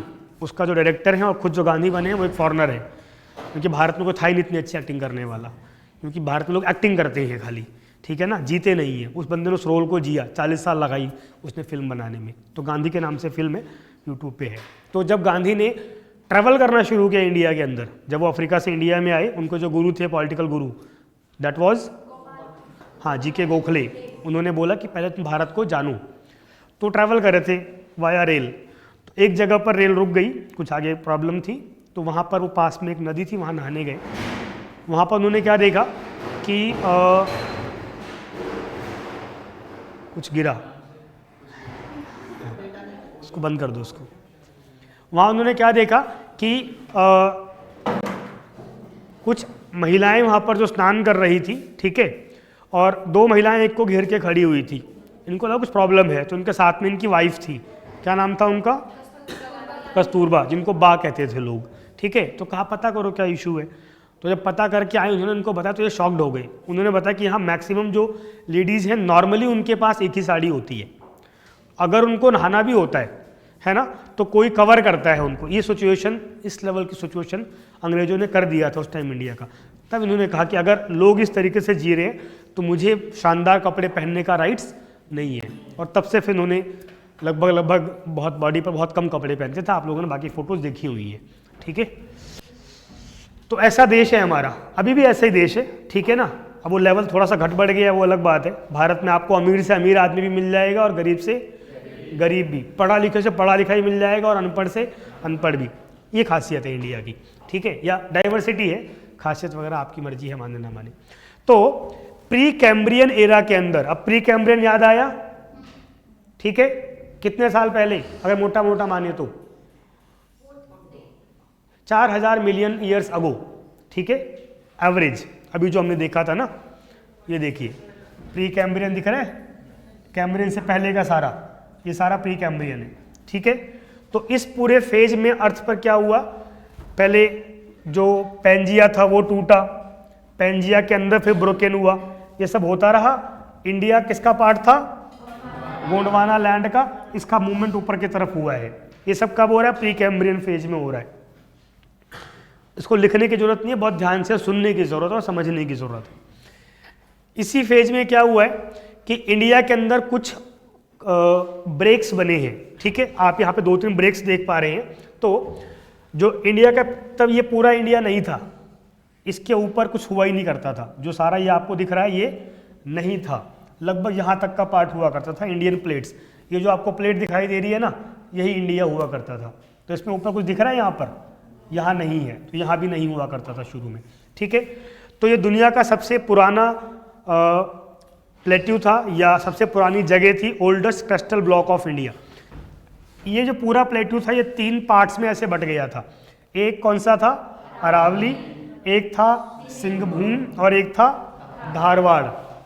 कर्नाटका में धारवाड़ नाम की जगह छोटी सी बची है। बेसिकली जो डेक्कन प्लेट्यू है, साउथ डेक्कन प्लेट्यू है, यानी कि महाराष्ट्र के नीचे का सारा इलाका, उसको हम धारवाड़ रीजन कहते हैं। मध्य प्रदेश से लेकर के और फिर उड़ीसा तक, बंगाल तक, ये सारा इलाका कहलाता है सिंहभूम रीजन, ठीक है, छोटा नागपुर का इलाका। और इधर जो विंध्य माउंटेन के नॉर्थ वेस्ट में इलाका है सारा, ये कहलाता है अरावली, ठीक है। तो ऐसे 3 अलग अलग ब्लॉक्स को या छोटे कॉन्टिनेंट को प्रोटो कॉन्टिनेंट, ठीक है, इनका आपस में ये मर्जर हुआ था, इससे बना हुआ था हमारा इंडिया, ठीक है। कोई कंफ्यूजन? जो मेन इंडिया लैंड है वो लैंड 3 ब्लॉक से मिलकर के बना हुआ है एक्चुअल में, ठीक है ना। ये 3 प्लेटें नहीं है अलग अलग, ठीक है। एक ही प्लेट के ऊपर 3 जमीन के बड़े टुकड़े हैं जो मर्ज हुए पड़े हैं आपस में, ठीक है। यहाँ पे एक वर्ड है लीनियामेंट, ठीक है। लीनियामेंट मतलब दरार एक तरीके से, ठीक है। तो जो 3 दरारें हैं यहाँ पर 3 बड़े रिवर सिस्टम हैं, आप देख पा रहे हैं। एक रिवर सिस्टम है नर्मदा, जो यहाँ पे गैप बना हुआ है लीनियामेंट है, उससे फ्लो करती है नर्मदा। छोटा नागपुर का जो पठार है यहाँ से इधर आ रही है नर्मदा, ऊपर जा रही है सोन और नीचे जा रही है गोदावरी। ये 3 बड़े रिवर सिस्टम थे, ये सब पुरानी नदी हैं। गंगा गंगा तो अभी आई है, ठीक है ना, कुछ लाख साल पहले ही, ठीक है। हाँ, तो ये 3 इलाके ध्यान में आ गए हैं आपको, अरावली, धारवाड़, सिंहभूम। उसके अंदर 3 रिवर सिस्टम्स थे जो एंशियंट टाइम की हम बात करें। अभी सारा चल रहा है प्री कैम्ब्रियन, ठीक है। इसके बाद जो प्रोटो कॉन्टिनेंट्स थे यानी कि अरावली, सिंहभूम और धारवाड़, उनके जो किनारे थे वहाँ पर धीरे धीरे फिर कुछ जियो सिंक्लाइंस डेवलप होने शुरू हुए। जियो सिंक्लाइंस क्या होते हैं, मैंने पहले ही पढ़ा हुआ हम लोगों ने। सिंक्लाइन, हाँ, नीचे गया वो सिंक्लाइन हो गया, ऊपर आया वो एंटीक्लाइन हो गया। हिंदी में क्या होता है, अवनति और अपनति, ठीक है। तो उनके किनारों पर यहाँ पर फिर जियो सिंक्लाइंस डेवलप होने शुरू हुए, उससे कारण फिर यहाँ पर धीरे धीरे क्या हुआ, अलग अलग पहाड़ों का डेवलपमेंट शुरू हुआ, ठीक है। अब यहाँ पर आपको दिख रहा होगा ये वेस्टर्न घाट है, ये ईस्टर्न घाट है, ये विंध्य माउंटेन है। यहाँ पर आपको छोटा नागपुर का प्लेट्यू दिख रहा है, सोन ऊपर जा रही है, और इस इलाके में यहाँ पर बिजावल वगैरह का डेवलपमेंट हुआ है, ठीक है। बिजावल एक जगह है, अब ये नाम नहीं चलते हैं, ये खत्म हो गए हैं। इसके बाद अगला जो फेज आया उसको हम कहते हैं गोंडवाना टाइम्स। ये उस मैप में नहीं दिया हुआ है कहीं भी, जो हमने टाइम स्केल पढ़ा है ना। कैम्ब्रियन के बाद का जो फेज है उसको इंडिया में हम कहते हैं गोंडवाना टाइम्स, क्योंकि गोंडवाना लैंड के ऊपर बने हुए थे हम लोग, ठीक है। इस फेज में क्या होगा कि यहाँ पर अलग अलग रिफ्ट वैलीज का डेवलपमेंट होगा। तो यहाँ पर बीच में 2 गहरी रिफ्ट वैली बन जाएंगी, भ्रंश घाटी। रिफ्ट वैली क्या होती है पता है आप लोगों को, है ना, 2 ब्लॉक्स बीच में कोई एक धंस जाए। तो ऐसे यहाँ पर दामोदर बनी और यहाँ पर महानदी बनी, ठीक है। उड़ीसा, छत्तीसगढ़, इस सब के रीजन के आसपास देखेंगे आप, ठीक है। अब यहाँ पर इसी दौरान एक चीज़ क्या हुआ, जब रिफ्ट वैली बनी, मान लो 100 किलोमीटर की ज़मीन थी, वो पूरी नीचे धंस गई। जो उसके ऊपर पहाड़ थे वो भी नीचे, उस पर जो जंगल थे वो भी नीचे। वही जंगल बाद में क्या बन गए, सबमर्ज होने के बाद कोयला बन गए, है ना, क्योंकि अब वो नीचे चले गए हैं, सबमर्जमेंट हो गया उनका। तो बाद में फिर वहीं पर कोयले के फील्ड्स का निर्माण हुआ। इसीलिए मैक्सिमम कोयला कहाँ मिलता है हमको, छोटा नागपुर पठार में मिलता है, क्योंकि यहाँ पर रिफ्ट वैलीज बनी, सारे फॉरेस्ट जो नीचे सबमर्ज हो गए, जब उसके ऊपर प्रेशर पड़ा लगातार लाखों सालों तक, तो वो क्या बन गए, कोयला बन गई। कोई कंफ्यूजन?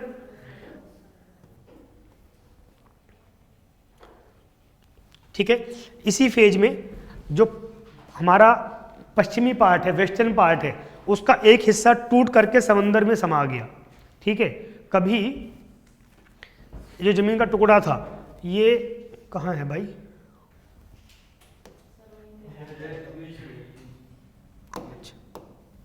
साइड में रखो तुम, ठीक है।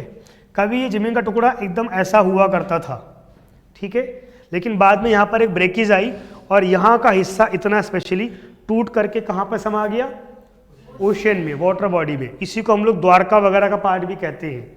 अभी भी बहुत बड़ा पोर्शन यहाँ का ओशन के अंदर एज इट इज मिलता है, ठीक है ना, कोल फील्ड्स हैं ओशन के अंदर बाकायदा। तो टुकड़ा टूट गया और इसीलिए यहाँ पर एक मार्जिन डेवलप हुआ, हिंदी में कहते हैं कगार। कगार शब्द सुने आप लोगों ने, क्या होता है कगार? वो आदमी मौत के कगार पर पहुँच गया था, लास्ट किनारा, ठीक है। तो ये इस तरीके से टूटा है। नॉर्मली जो माउंटेन्स होते हैं वो कैसे होते हैं, ऐसे होते हैं, उसके 2 स्लोप्स होती हैं। यहाँ पर माउंटेन 2 स्लोप वाला नहीं है, यहाँ पर माउंटेन ऐसे है, ठीक है, क्योंकि यहाँ तक क्या था, इधर का पार्ट टूट के नीचे धंस गया है, ठीक है। तो वेस्टर्न घाट का जो वेस्टर्न मार्जिन है वो एकदम खड़ी दीवार है, एकदम खड़ी दीवार है, वहाँ माउंटेन जैसा इलाका ही नहीं है, प्रॉपर खड़ी दीवार है। ठीक है, शिवाजी के टाइम में आपको ये थोड़ा सा पढ़ने को मिलेगा शायद इतिहास वगैरह में कि शिवाजी की एक बड़ी खासियत क्या थी, वो दीवार पर चढ़ने में एक्सपर्ट थे। गुरिल्ला वॉर तो थे ही, ठीक है ना, वो दीवार पर चढ़ सकते थे, यानी कि खड़ी दीवार है मान लो 2 किलोमीटर की, आप चढ़ सकते हैं उसके ऊपर? नहीं चढ़ सकते, स्लोपी दीवार है, खड़ी दीवार है, वो चढ़ सकते थे, खुद नहीं चढ़ते थे वो। उन्होंने एक लिजार्ड पाली हुई थी, वहाँ के वेस्टर्न घाट के उसमें स्पीसीज में पाई जाती है। अब लिजार्ड क्या दीवार पे चिपक जाती है ना, चिपकती नहीं चिपकती है, छिपकली, तो बड़ी छिपकली थी वो, छिपकला कह सकते हो आप। हाँ, वही जो इन्होंने बोला है। ठीक है, तो वो क्या करते थे, उसके पेट में रस्सी बांध देते थे, वो किलो पर चढ़ जाती थी।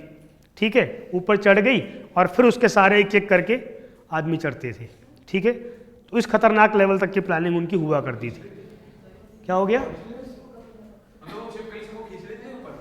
नहीं, छिपकली ऊपर, छिपकली वो हमारे बराबर होती है भाई साहब, वो खींचती नहीं है, वो खुद ऊपर चली गई है।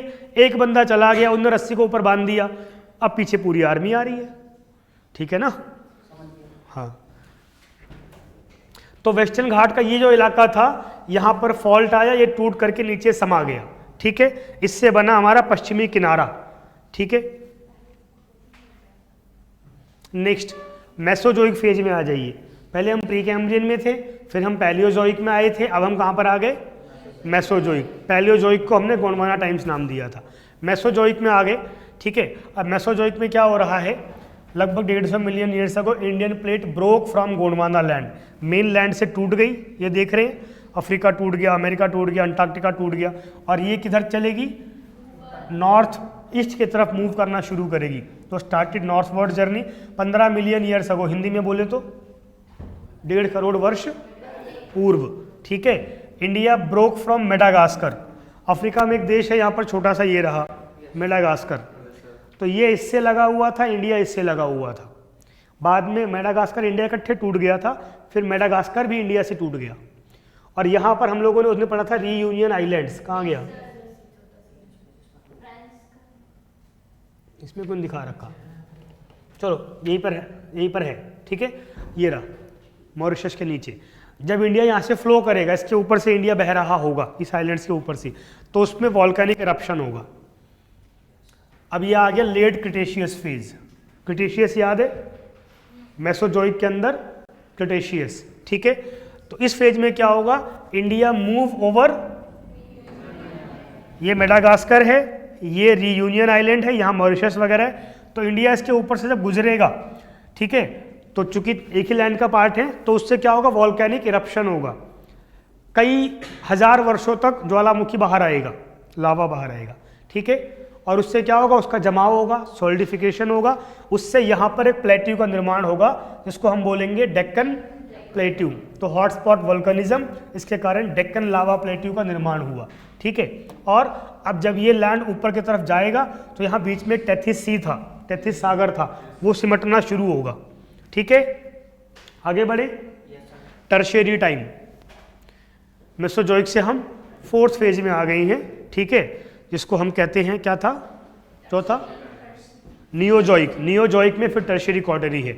ठीक है, टर्शियरी आ गया, और टर्शियरी के अंदर फिर यहाँ पर कोलाइजन हुआ है 2 प्लेट्स का। कौन कौन सी? नीचे कौन सी प्लेट है ये? इंडियन, ऊपर यूरेशियन, बीच में टेथिस सी। तो अब इनका आपस में हुआ कोलाइजन। ठीक है, यहाँ पर जब कोलाइजन होगा, तो बीच में जो पार्ट है वो डेवलप होगा in the form of Himalaya. अभी यहाँ पर हिमालय नहीं है, अभी यहाँ पर हिमालय है। ठीक है, तो टकराए अपलिफ्टमेंट ऑफ हिमालयाज, जो बीच में सेडिमेंट था, अवसाद था, जो नदियों से बह करके यहाँ पर जमा हुआ था, टेथिस सागर की जो रेत थी वो सब सप्रेस हो गई, और वो क्या बन गई? हिमालय बन गया। ठीक है, इसी दौरान टर्शियरी टाइम में ही, तृतीयक फेज में ही, क्योंकि हलचल हो रही है, बहुत बड़ी हलचल हो रही है, सब जगह उस इम्पैक्ट होगा, तो यहाँ पर क्या हुआ, अब ये हिस्सा नीचे की तरफ थोड़ा सा धंस जाएगा। तो साउथ इंडिया में जो नेचुरल ढाल है, प्राकृतिक स्लोप है, वो डेवलप हो जाएगी किधर? ईस्ट की तरफ। इसीलिए यहाँ पर जितनी भी नदियाँ हैं, 90% रिवर्स कहाँ पे फ्लो कर रही हैं? ईस्ट की तरफ जा रही हैं, कुछ को छोड़ करके बाकी जो रिफ्ट वैली वगैरह से बह रही हैं बाकी सब ईस्ट की तरफ जा रही हैं। तो यहाँ पर एक जर्क आया, activation of crack created at western margin of peninsula, जो यहाँ पे पहले क्रैक था टूट के हमेशा के लिए गिर गया। Breaking of western part subsidence नीचे धस गया। Peninsula raised at western side, ये जब भार हल्का हो गया तो ऊपर से उठ गया, नीचे से ये धस गया। समझ में आई बात? यहाँ का जो हिस्सा पहले टूटा था वो बाकी हिस्सा भी टूट के नीचे चला गया, ये हिस्सा हल्का हुआ ऊपर की तरफ राइज हो गया और ये हिस्सा नीचे की तरफ धंस गया और उसके कारण फिर टिल्ट हो गया, इधर tilted on west to east direction, यानी पश्चिम से पूर्व की तरफ ढाल बन गई। ठीक है, इसके बाद फिर 3 अलग अलग भागों में हिमालय बना है हमारा। पहली टक्कर हुई, फिर दोबारा टक्कर हुई, फिर तीसरी बार टक्कर हुई। ठीक है, और स्टिल हमारी प्लेट्स नॉर्थ की तरफ मूव कर रही है। ठीक है, तो 3 अलग अलग टक्कर के अंदर ये हिमालय बना है। ठीक है, इसीलिए हिमालय को हम 3 अलग अलग फेजेज में बांटते हैं, दैट इज ग्रेट हिमालय, या हिंदी में कहते हैं महान हिमालय, बृहद हिमालय, इंग्लिश में मिड हिमालय, इसको मध्य हिमालय कहते हैं, इसके लिए लघु हिमालय शब्द भी आता है। ठीक है, और तीसरा है आउटर हिमालय या बाह्य हिमालय, इसी को हम लोग शिवालिक हिमालय भी कहते हैं। ठीक है, कोई कन्फ्यूजन? ठीक है, अब यहाँ फेजेस के नाम लिखे हुए हैं, ये सारे फेजेस अगर आप देखेंगे, वापस हम चल लेते हैं एक बार, 2 मिनट लगेगा। ओलिगोसीन, मायोसीन दिख रहा है, ओलिगोसीन, मायोसीन, टर्शियरी फेज चल रहा है सारा, ये हिमालय का निर्माण हो रहा है। सेम यहाँ पर भी वही। क्या हो गया आदित्य? कुछ तो हुआ। अच्छा ठीक है, अच्छा ठीक है, ठीक है। प्लिस्टोसीन शांतम पापम, प्लिस्टोसीन फेज तक हिमालय बना। उसके बाद अब ऑब्वियस सी बात है, जो नदियां पहले यूरेशिया से बह करके टेथिस सागर में गिर रही थी, अब वो सब हिमालय के ऊपर आ गई, है ना। तो वो नदियाँ क्या करेंगी, जब हिमालय के ऊपर से बह करके यहाँ पर गिरेंगी तो यहाँ पर क्या बनाएंगी, प्लेन का फॉर्मेशन करेंगी। इससे पहले उनको हिमालय को काटना पड़ेगा, क्योंकि नदियाँ 2 तरह की होती हैं, एक होती हैं जो अपना डायरेक्शन बदल देती हैं, ठीक है, एक होती हैं जो रास्ते में कोई भी आ जाए, वो यूपीएससी एस्पिरेंट की तरह होती हैं, उसको काटती हुई चलती हैं, ठीक है ना, कट करती रहेंगी, रास्ता बनाती रहेंगी। तो जितनी भी ऐसी जिद्दी नदियाँ थीं आप लोगों की तरह, ठीक है, उन्होंने सफलता पाई और हिमालय को काट करके फिर वो इस रीजन में यहाँ पर बहना शुरू हुई। उनका जो अवसाद था, सेडिमेंट था, उसके कारण यहाँ पर पूरा प्लेन डेवलप हुआ, ठीक है। इसको हम लोग कहते हैं नॉर्दर्न इंडियन प्लेन, उत्तरी भारत के मैदान, या द ग्रेट इंडियन प्लेन, उत्तर भारत के महान मैदान भी कहते हैं, ठीक है, क्योंकि इतना बड़ा मैदान है कि यहाँ पर 70 करोड़ से अधिक लोग रहते हैं, ठीक है ना, इतना आबादी नहीं है बहुत सारे देशों की, इतना हमारे इस प्लेन में रहते हैं, ठीक है। तो ये प्लेन सेडिमेंट आना शुरू हुआ, ये समझ में आ गया आपको, डिटेल में करेंगे इसको हम लोग। अच्छा, ये बेसिक फॉर्मेशन हो गया इंडिया का। तो हमारा डेक्कन प्लेट्यू कैसे बना, ये समझ में आ गया आपको, हाँ या ना। वेस्टर्न घाट कैसे बना, समझ में आया। हिमालय कैसे बना है, समझ में आया। और प्लेन्स कैसे बने, समझ में आया। अब हम डिटेलिंग करेंगे इन सब की, अभी तो हमने बहुत बेसिक किया है। ये इंडिया की जियोलॉजी है। तो अगर आप लोग पहला चैप्टर देखेंगे, पहला नहीं शायद दूसरा, एनसीईआरटी निकालो 11th क्लास की, इंडियन वाली,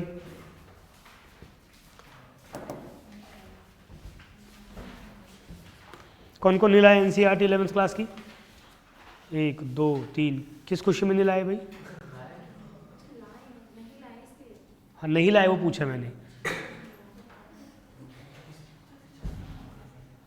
दिखाओ बिलाल।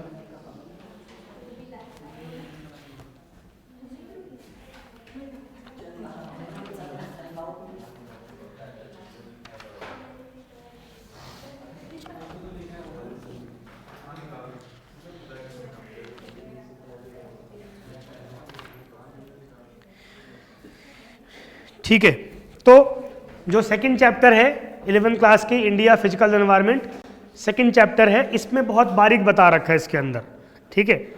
पुराने एनसीईआरटी में डिटेल हुआ करता था, इसमें डिटेल तो नहीं है कि कैसे यहाँ पर डेवलपमेंट होना शुरू हुआ है, और इस बेस पर जो डेवलपमेंट हुआ है, टेक्टोनिक मूवमेंट हुई है, इसके आधार पर 3 मेजर डिविजन उन्होंने किए हैं। एक पेनिनसुलर पार्ट, प्रायद्वीपीय भाग जो ओरिजिनल लैंड हुआ करता था, ठीक है, स्टेटस नहीं चेक करना चाहिए ड्यूरिंग द क्लास, ठीक है। दूसरा हिमालय और तीसरा प्लेन, ठीक है, जो पहले पेनिनसुलर पार्ट था, फिर हिमालय फॉर्मेशन हुआ और फिर प्लेन, ये बेसिक बताया हुआ है। और फिर उसके बाद उसके अंदर क्या क्या है ये बता रखा है यहाँ पर।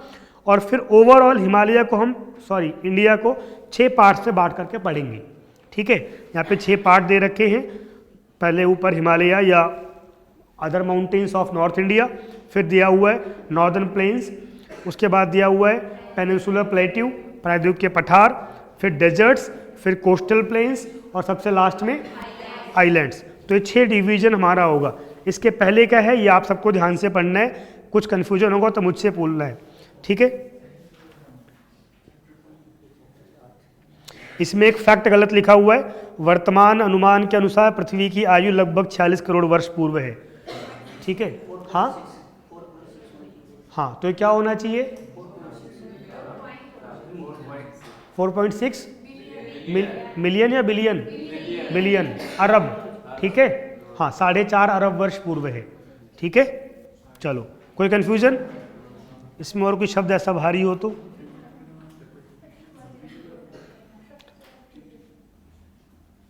चलो,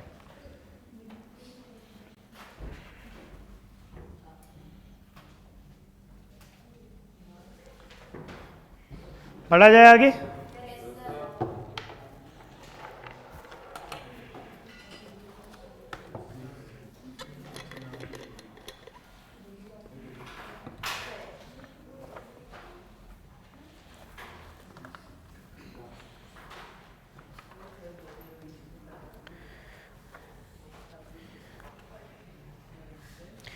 वैसे उससे पहले जो पहला चैप्टर दे रखा है इसके अंदर, एक बार पहला भी देख लो, तो बहुत बेसिक है वो, है ना, मतलब वो एसएससी वाला चैप्टर है, ऐसे बहुत ज़्यादा उसको पढ़ने पढ़ाने की ज़रूरत तो लगती नहीं है, लेकिन तब भी देख लेते हैं। उसमें कुछ बेसिक जानकारियाँ दे रखी हैं इंडिया के बारे में, एकदम जो फैक्ट्स होते हैं ना। तो अगर हम देखना शुरू करें, इंडिया का लैटिट्यूडनल और लॉन्गिट्यूडनल एक्सटेंट, अक्षांशीय और देशांतीय विस्तार। अक्षांशीय विस्तार कितना है, लैटिट्यूडनल विस्तार कौन बताएगा, रेज योर हैंड, बताइए, नाम बताइए और आंसर दीजिए, अपना नाम बताइए और आंसर दीजिए। सुभी बताओ। नॉर्थ हेमिस्फीयर में 8 डिग्री 4 मिनट से 37 degree 6 minute. South hemisphere 68 degree 7 minute से 97 डिग्री 7 मिनट। ठीक है, ये बाकी समझ में आ गया। नॉर्थ हेमिस्फीयर साउथ हेमिस्फीयर समझ में नहीं आया मुझे।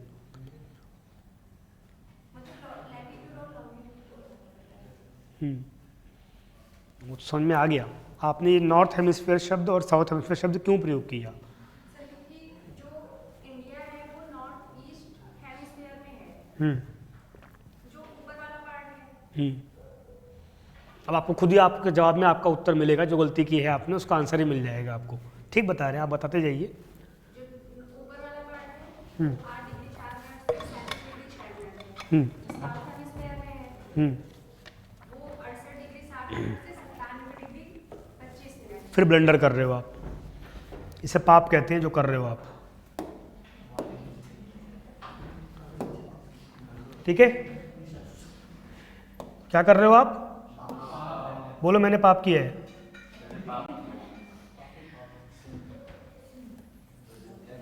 ये इंडिया है 0 डिग्री। ये कौन सा हेमिस्फीयर हो गया? सदर्न, सदर्न गोलार्ध। ये कौन सा हो गया? उत्तरी हेमिस्फीयर। ठीक है,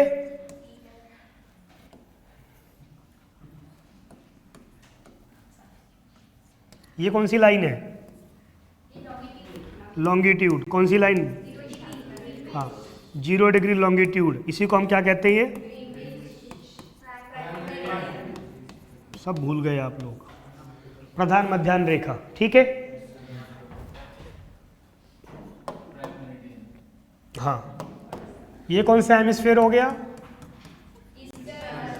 ईस्टर्न, ये जो मैंने लिखा है अभी, इसमें कोई कन्फ्यूजन किसी को? ठीक है। अगर हम पृथ्वी को नॉर्थ साउथ में बांटेंगे, शांत, फोकस, ये वाला नॉर्थ साउथ, ये वाला नॉर्थ, ईस्ट वेस्ट में बांटेंगे तो ये वाला आधी ईस्ट में, आधी। अब इंडिया कहाँ पर है? नॉर्थ ईस्ट में है, तो साउथ आएगा उसमें? नहीं, नॉर्थ ईस्ट के मतलब उसके रेफरेंस में नॉर्थ, किसी के भी रेफरेंस में साउथ शब्द, किसी के भी रेफरेंस में, ठीक है। इंडिया इस कोने पर है, यहाँ पर है, ठीक है। यहाँ पर है हमारा प्यारा भारतवर्ष, थोड़ा सा गड़बड़ हो गया भारत, ठीक है।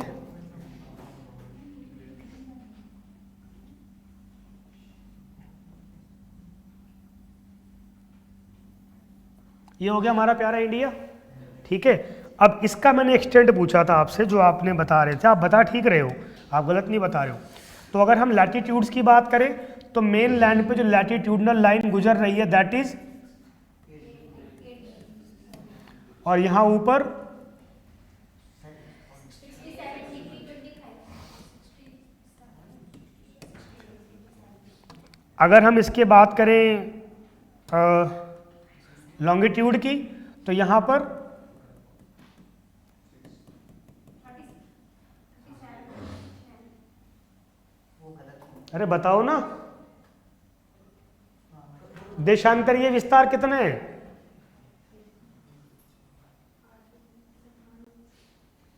देशांतर क्या होता है? 37 डिग्री है इधर से, हाँ 97 डिग्री। हाँ, तो सब बोलने में घबरा क्यों रहे हो? कहाँ पे? 67। अच्छा ठीक है, ये 67 हो गया ना, से ये कहाँ तक है? 97 डिग्री 25 तक, और ये 8 डिग्री से कहाँ तक है? ये 37 डिग्री 6 मिनट। ठीक है। तो यानी कि अगर हम बात करें इंडिया की, तो इंडिया हमारा फैला हुआ है नॉर्थ साउथ की, अगर हम बात कर रहे हैं नॉर्थ टू साउथ की बात करेंगे तो फैला हुआ है 8 डिग्री 4 मिनट से और 37 डिग्री 6 मिनट तक। अगर हम ईस्ट वेस्ट की बात करें तो इंडिया फैला हुआ है 68 डिग्री 25 सेकंड, कितना है? 68 डिग्री 7 मिनट। हाँ 68 डिग्री 7 मिनट से 97 डिग्री 25 सेकंड, ठीक है ना। ये विस्तार हो गया, ये आपकी किताब में लिखा भी हुआ होगा, तो उसको लिख लीजिए आप लोग, सब लोग लिखिए। इंडियन ज्योग्राफी, ये हमारा मतलब वो शुरू हो रहा है, जो पहला चैप्टर है, लिखिए। ज्योग्राफिकल एक्सटेंट ऑफ इंडिया, भारत का भौगोलिक विस्तार। ज्योग्राफिकल एक्सटेंट ऑफ इंडिया, भारत का भौगोलिक विस्तार। मुझे उम्मीद थी नहीं कि चैप्टर पढ़ाना पड़ेगा ये वाला।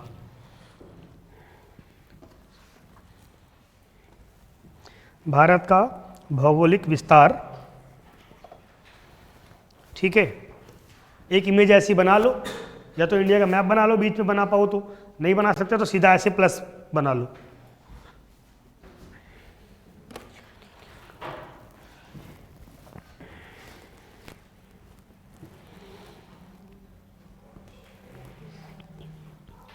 तुम नहीं बनाते इससे अच्छा, तुमने खराब कर दिया भारत को।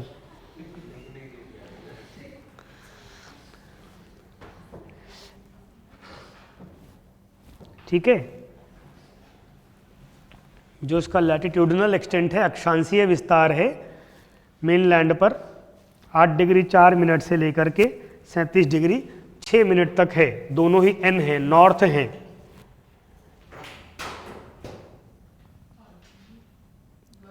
आठ डिग्री 4 मिनट आपके बुक में लिखा हुआ है, से लेकर के 37 डिग्री 6 मिनट। वो 6 के ऊपर एक ऐसे हाइफन लग जाएगा, क्या कहते हैं उसको, सिंगल इन्वर्टेड कॉमा लग जाएगा।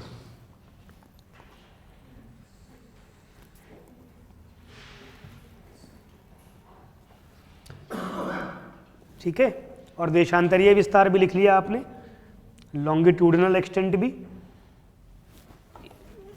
ये ईस्ट ही लिखिएगा आप लोग, ठीक है, क्योंकि इंडिया ईस्टर्न पार्ट में है पूरा का पूरा।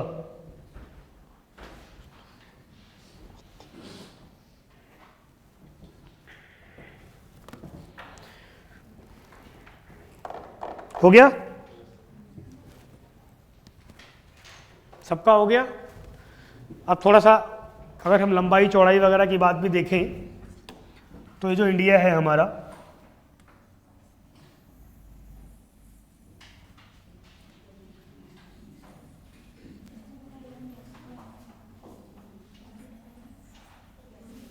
थोड़ा सा गड़बड़ हो गया है।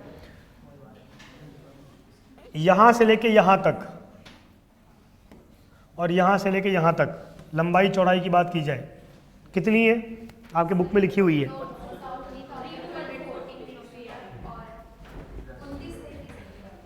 कितनी है? 3214 किलोमीटर। और ये 2933 किलोमीटर। मोटा मोटा 3000 किलोमीटर लंबाई चौड़ाई है हमारी। ठीक है, ऐसे ही फिर इनके लास्ट पॉइंट की बात आती है। यहाँ पर लास्ट पॉइंट कौन सा है, यहाँ पर लास्ट पॉइंट कौन सा है, यहाँ पर है, तो यहाँ पर कौन सा हो गया? कन्याकुमारी। ये मेनलैंड पर है, ध्यान रखना। अभी हम अंडमान निकोबार की बात भी करेंगे, है ना। यहाँ पर जी, यहाँ पे तो कन्याकुमारी बोला आपने, तमिलनाडु नहीं बोला, यहाँ कश्मीर की बोल रहे हो फिर?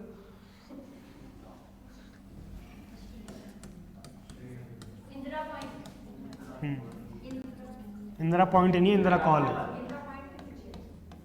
इंदिरा पॉइंट अंडमान निकोबार में है।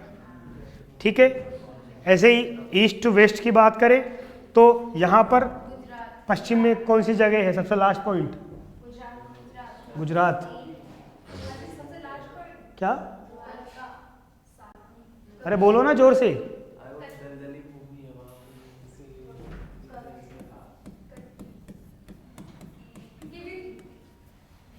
किबुथु अरुणाचल प्रदेश में है, सॉरी। ठीक है, यहाँ पर है गौहर माता, या उसके लिए गौर माता, वो लोकल कुलदेवी है वहाँ पे, अलग अलग नाम चलता है। ठीक है, और यहाँ लिख लो किबीथु, कहीं के पे किबुथु लिखा मिलता है, लिख लो, लिखो ना साथ के साथ। उसी एक ही मैप में लिख सकते हो, कोई समस्या नहीं। अगर बड़ा सा बनाया हो, ना बनाया हो तो पॉइंट्स में लिख लो।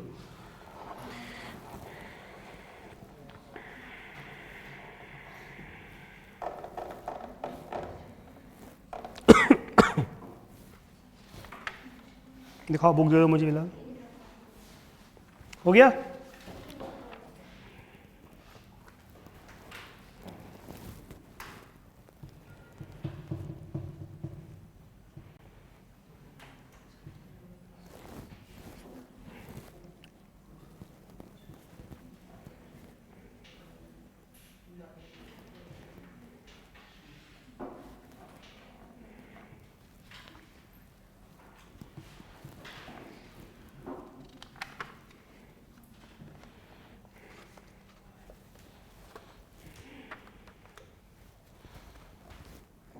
हो गया? ठीक है, तो लंबाई चौड़ाई अगर औसत की बात करें तो 3000 किलोमीटर की है। ठीक है, डिग्रीज की आपने बात की है तो लगभग 30 डिग्री का डिफरेंस हमको देखने को मिला है लैटिट्यूड्स के अंदर, लॉन्गिट्यूड के अंदर, और लैटिट्यूड के अंदर भी 8 डिग्री से 37 तक देखा हमने। ठीक है, और फिर इधर 68 से 97 तक, तो मोटा मोटा 30 डिग्री का डिफरेंस दोनों जगह हमको दिख रहा है। कोई कन्फ्यूजन इसमें नहीं होनी चाहिए किसी को। ठीक है, अब अगर सवाल आपसे पूछेंगे, पीसीएस से पूछते हैं, यूपीएससी से पूछते कि इंडिया का दक्षिणी बिंदु कौन सा है, साउदर्न मोस्ट पॉइंट। ठीक है, अभी हमने क्या लिखा है? कन्याकुमारी, पर ये मेनलैंड पर है। ठीक है, इसके नीचे भी हमारा अंडमान निकोबार नाम से भी यहाँ पर कुछ ग्रुप ऑफ आइलैंड्स हैं, है ना, और यहाँ पर भी ग्रुप ऑफ आइलैंड्स हैं कुछ। ठीक है, तो अंडमान निकोबार में सबसे लास्ट में एक पॉइंट है, that is known as Indira point. तो लिख लीजिए, southernmost point of India, भारत का दक्षिणतम बिंदु, दक्षिणतम अंतिम बिंदु, ये दक्षिणतम बिंदु बहुत है, Indira point, Andaman and Nicobar, Indira point, Andaman Nicobar. तो सर हमको लिखना कौन सा है? सवाल के ऊपर डिपेंड करता है ना। अगर उसने खाली लिखा हुआ है दक्षिणतम बिंदु और ऑप्शन में दिया हुआ इंदिरा पॉइंट, तो क्या लिखोगे? इंदिरा पॉइंट। मान लो उसने ऑप्शन में दिया ही नहीं इंदिरा पॉइंट, तो फिर कन्याकुमारी ही मिलेगा आपको, ठीक है ना। अगर वो दोनों देगा ऑप्शन में तो फिर सवाल को स्पष्ट करेगा वो, ठीक है। मान लो दोनों दिया हुआ है, उसने खाली इतना लिख दिया साउदर्न मोस्ट पॉइंट, तो कॉमन सेंस इंदिरा पॉइंट ही हो जाएगा, क्योंकि वो भी हमारे इंडिया का ही भाग है, अलग थोड़ी है, ठीक है। कोई कंफ्यूजन? एरिया कितना है इंडिया का? क्षेत्रफल, एरिया बच्चे ने पढ़ा होगा, हाँ लिख लो, एरिया क्षेत्रफल 32,87,263 वर्ग किलोमीटर।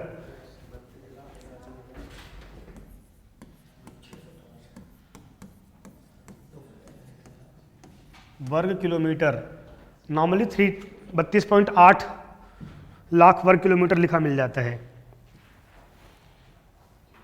ये एग्जैक्ट है, एग्जैक्ट फिगर याद करने की जरूरत नहीं है, 32.8 लाख इज सफिशिएंट,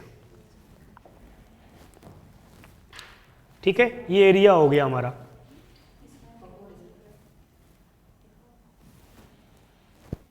कुछ कह रहे हो? ठीक है। तो जो पूरी दुनिया है इसमें जो हमारा एरिया है उसका कितना परसेंट है? 2.4, वहीं ब्रैकेट में लिख लो। विश्व का 2.4%, वर्ल्ड्स 2.4%, वर्ल्ड्स 2.4%, ठीक है। और एरिया के हिसाब से देखें तो हम दुनिया का किस नंबर का कंट्री है? 7th, तो लिख लो दुनिया का 7वां सबसे बड़ा देश, 7th biggest country of the world area wise.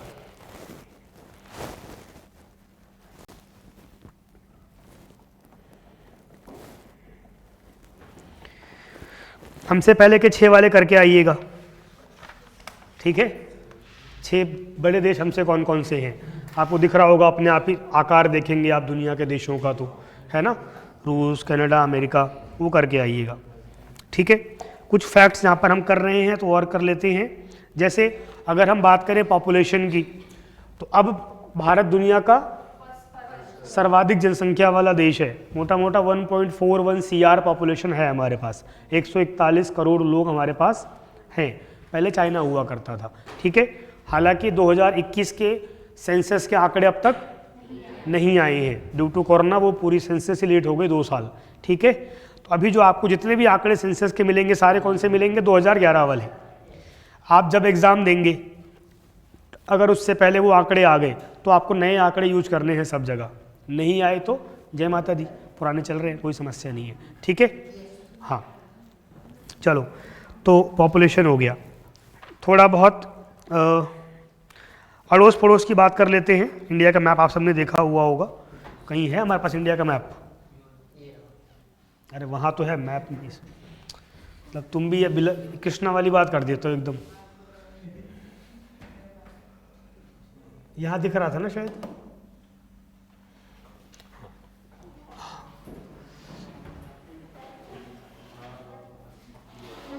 ठीक है, यही से देख लेते हैं। अगर हम इंडिया के अड़ोस पड़ोस की बात करते हैं, इंडिया के, ठीक है, बताओ बेटा कहाँ है, जल्दी बताओ। हाँ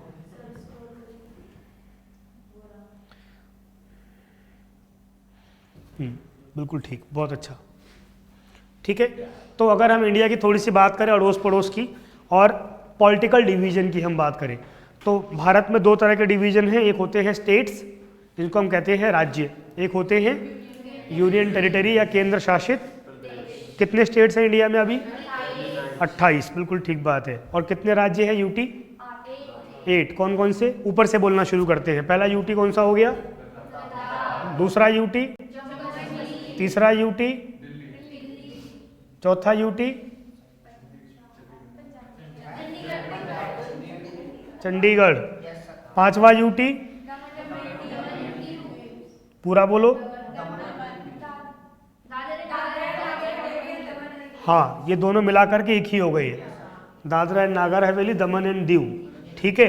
5, छठा यूटी, 7वां यूटी, 8वां कौन सा? बोलो, एक और है अभी, पुदुचेरी। तो ये 8 हमारे यूटीज हो गए हैं, यूनियन टेरिटरी हो गई है। अब इसमें एक समझदारी रखना, समझदारी शांतम पापम पापियों, सॉरी समझदारी मतलब बुरा लगता होगा ना आप लोगों को, इसलिए समझदारी क्या रखना। अरे आदित्य क्या बोल रहा हूं मैं,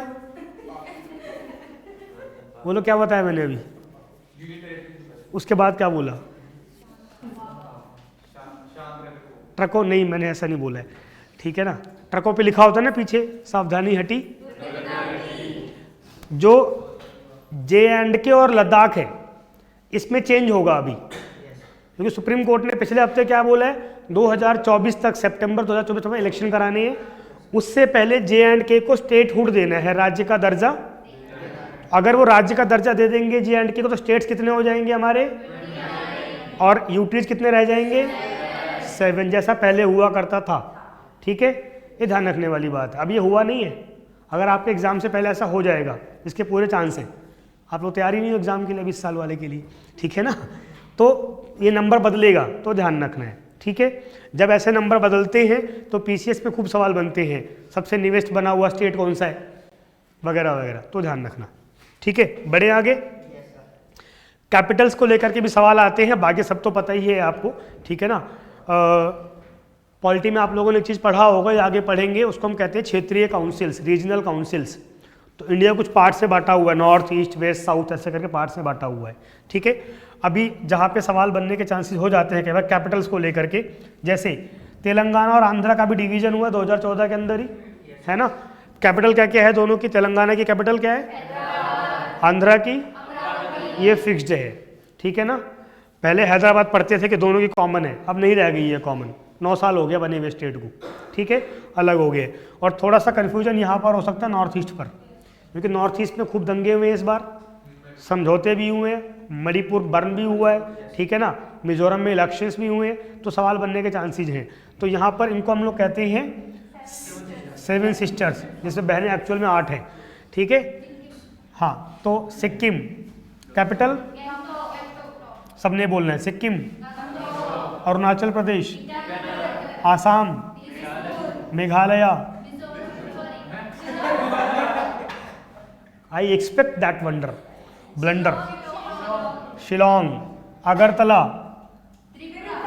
हाँ त्रिपुरा की, मिजोरम, आइजॉल, मणिपुर एंड नागालैंड, ये कैपिटल्स हैं हमारी।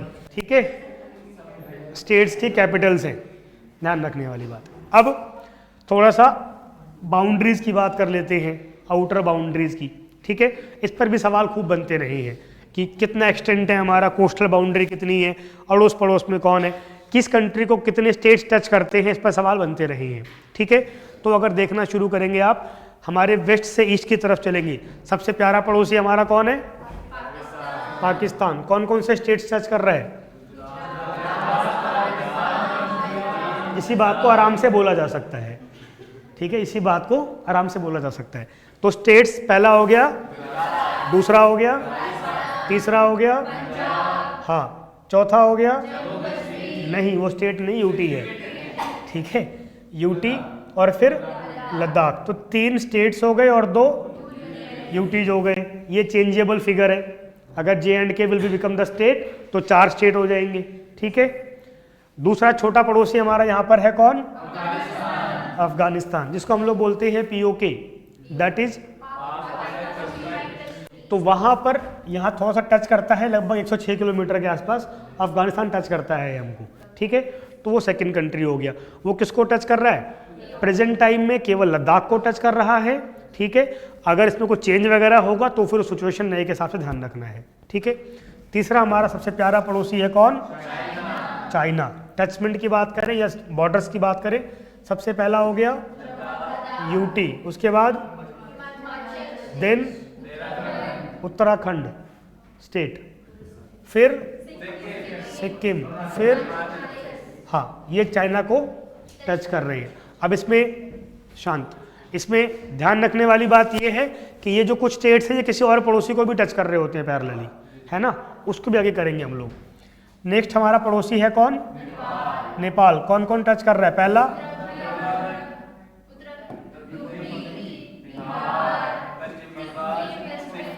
नीचे वेस्ट बंगाल, फिर सिक्किम, जिसको हम दार्जिलिंग बोलते हैं, तो दार्जिलिंग वेस्ट बंगाल में पड़ता है, ठीक है ना। तो वो यहाँ पर सिक्किम को भी टच कर रहा है, वो यहाँ पर भूटान को भी टच कर रहा है, वो यहाँ पर बांग्लादेश को भी टच कर रहा होता है। अब में क्या है, सिक्किम है, ठीक है। नेक्स्ट भूटान कौन कौन टच कर रहा है, ऊपर वेस्ट में, साउथ में, हाँ ठीक है। अगला पड़ोसी हमारा यहाँ बीच में एक हो गया, कौन कौन टच कर रहा है,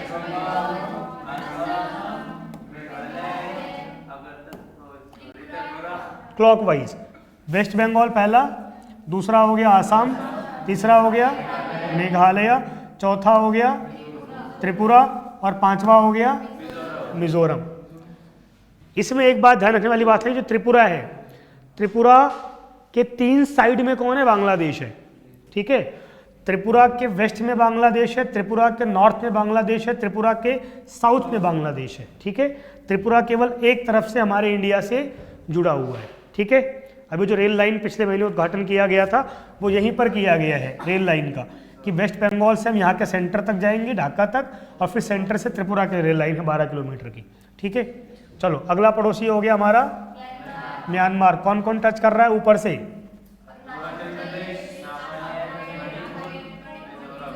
चार स्टेट है, एकदम लाइन में है, ठीक है। अगला पड़ोसी हमारा हो गया यहाँ पर मालदीव, ये पहले ये श्रीलंका, कौन कौन टच कर रहा है इसको, कोई नहीं टच कर रहा, बिल्कुल ठीक बात है। नेक्स्ट पड़ोसी हो गया हमारा मालदीव, ठीक है। तो ये हमारे प्यारे पड़ोसी हो गए हैं सारे। अब इसमें ट्रिकी सवाल ही पूछ लेते हैं, इंटरनेशनल बाउंड्रीज को मैक्सिमम टच करने वाला स्टेट कौन सा है ना, ऐसा सवाल भी आ जाता है। जैसे राजस्थान है, ठीक है ना, सॉरी राजस्थान कह रहा हूँ, उत्तराखंड है, उत्तराखंड चाइना को भी टच कर रहा है, उत्तराखंड नेपाल को भी टच कर रहा है। सिक्किम है, सिक्किम नेपाल को भी टच कर रहा है, सिक्किम चाइना को भी टच कर रहा है, सिक्किम भूटान को भी टच कर रहा है, ठीक है ना। अरुणाचल प्रदेश है, अरुणाचल प्रदेश भूटान को भी टच कर रहा है, चाइना को भी टच कर रहा है, म्यांमार को भी टच कर रहा है।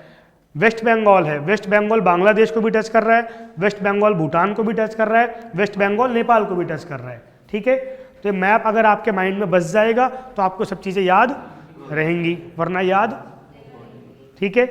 सवाल घुमाता है मैपिंग पे, पीसीएस एक सवाल पूछता है नॉर्मली इंडिया की बाउंड्रीज और स्टेट्स पर, और बहुत सारे बच्चे गलत कर जाते हैं उसको, ठीक है। कोई कन्फ्यूजन, बढ़े आगे, ठीक है। इसी में क्या हो गया, तुमने कुछ बोला है अभी, कौन कह रहा है पकौड़ी पकौड़ी,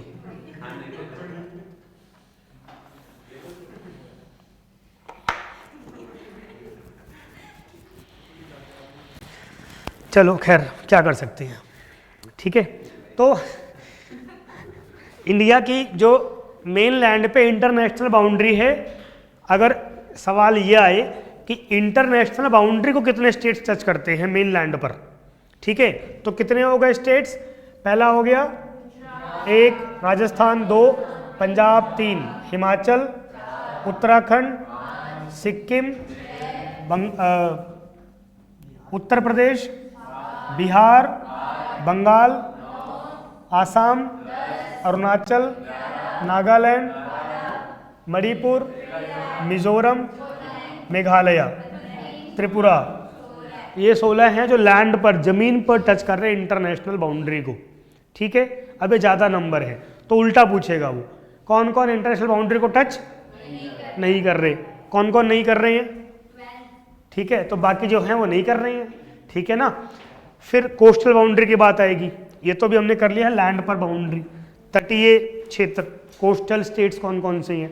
तो मोटा मोटा कोस्टल स्टेट्स की बात करें, शुरुआत कहाँ से हो जाएगी, पहला हो गया, दूसरा, तीसरा गोवा, गोवा, चौथा, पांचवा, छठा, सातवां, आठवां, नौवां। कोस्टल में हमारे केवल 9 स्टेट्स हैं, 9 राज्य हैं। ईस्टर्न कोस्ट पे 4 स्टेट हैं, वेस्ट बंगाल, उड़ीसा, आंध्रा, तमिलनाडु। वेस्टर्न कोस्ट पे 5 स्टेट हैं, केरला, कर्नाटका, गोवा, महाराष्ट्र, गुजरात, ठीक है। तेलंगाना टच नहीं करता है कोस्ट को, ध्यान रखना है, ठीक है, कन्फ्यूजन हो सकता है। तो तेलंगाना इनर साइड में है, आंध्र प्रदेश आउटर साइड में है या कोस्ट की तरफ है, ठीक है, याद रहेगा। ये सब मैं लिखा नहीं रहा हूँ अभी, ठीक है ना, तो आपको लिखना पड़ेगा। कोस्टल स्टेट्स कितने हैं हमारे, 9, वेस्ट कोस्ट पे कितने स्टेट हैं? 5। ईस्ट कोस्ट पे कितने स्टेट हैं? 4। ठीक है, चलो कुछ फिगर्स लिख लो इसमें, फैक्ट्स और फिगर्स। एटलस है आप सबके पास? ठीक है, अभी लिख लीजिए, कोई बात नहीं। लिखो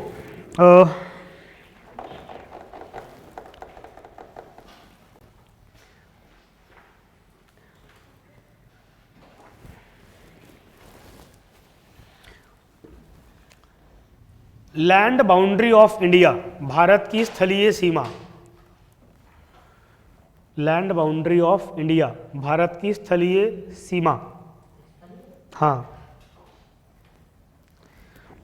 15,200 किलोमीटर, 15,200 किलोमीटर। यानी कि अगर हम यहाँ से चलना शुरू करेंगे और ऐसे ऐसे घूम करके, ऐसे ऐसे घूम करके वापस यहाँ आएंगे तो कितना हो जाएगा? 15,200। सेकेंड पॉइंट,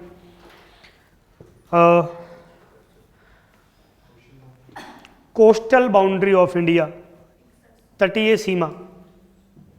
तटीय सीमा, कोस्टल बाउंड्री। अब कोस्टल बाउंड्री के 2 डिवीजन कर दो, ए और बी। ए मेन लैंड लिखो, मुख्य भूमि, is equal to 6100 kilometre, 6100 kilometre. और बी कर दो आइलैंड्स।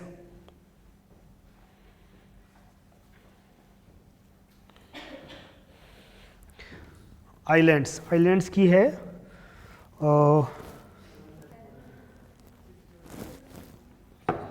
61, कुल है 7516। इसमें से अपन माइनस कर देंगे 61, कितना हो जाएगा? 1416 किलोमीटर। पॉइंट में थोड़ा सा और ज़्यादा है ये, 1416 किलोमीटर, 1416। और फिर टोटल कर लो उसका ब्रैकेट करके, ए और बी का कितना हो गया? 7,516। ठीक है, कोई कंफ्यूजन? अबे जो आइलैंड था इसका मतलब, एक तो हमने लिखा है मेनलैंड कोस्टल बाउंड्री, मेनलैंड हो गई हमारी ये वाली सारी। ठीक है, आइलैंड में आ गया हमारा अंडमान निकोबार, लक्षद्वीप, कुछ यहाँ पर और भी आइलैंड्स हैं, छोटे छोटे और भी आइलैंड्स हैं हमारे। ठीक है ना, तो उस सबको मिला लेंगे तो हमारी कोस्टल बाउंड्री होगी 7,516। अब कोस्टल को और लैंड को टोटल मर्ज कर देंगे तो टोटल बाउंड्री कितनी हो गई है? 22,000। देखो ना कितनी टोटल हो गई है, 22,716। समझ में आई ये वाली बात? ठीक है, अगर पूछेगा टोटल बाउंड्री कितनी है इंडिया की तो आंसर होगा 22,700। लैंड पर बाउंड्री कितनी है? 15,000।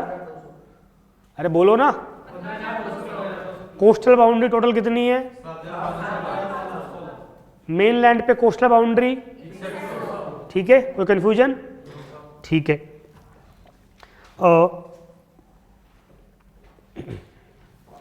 इसके बाद जो और सवाल बन सकते हैं, ये बाउंड्री वाला हो गया।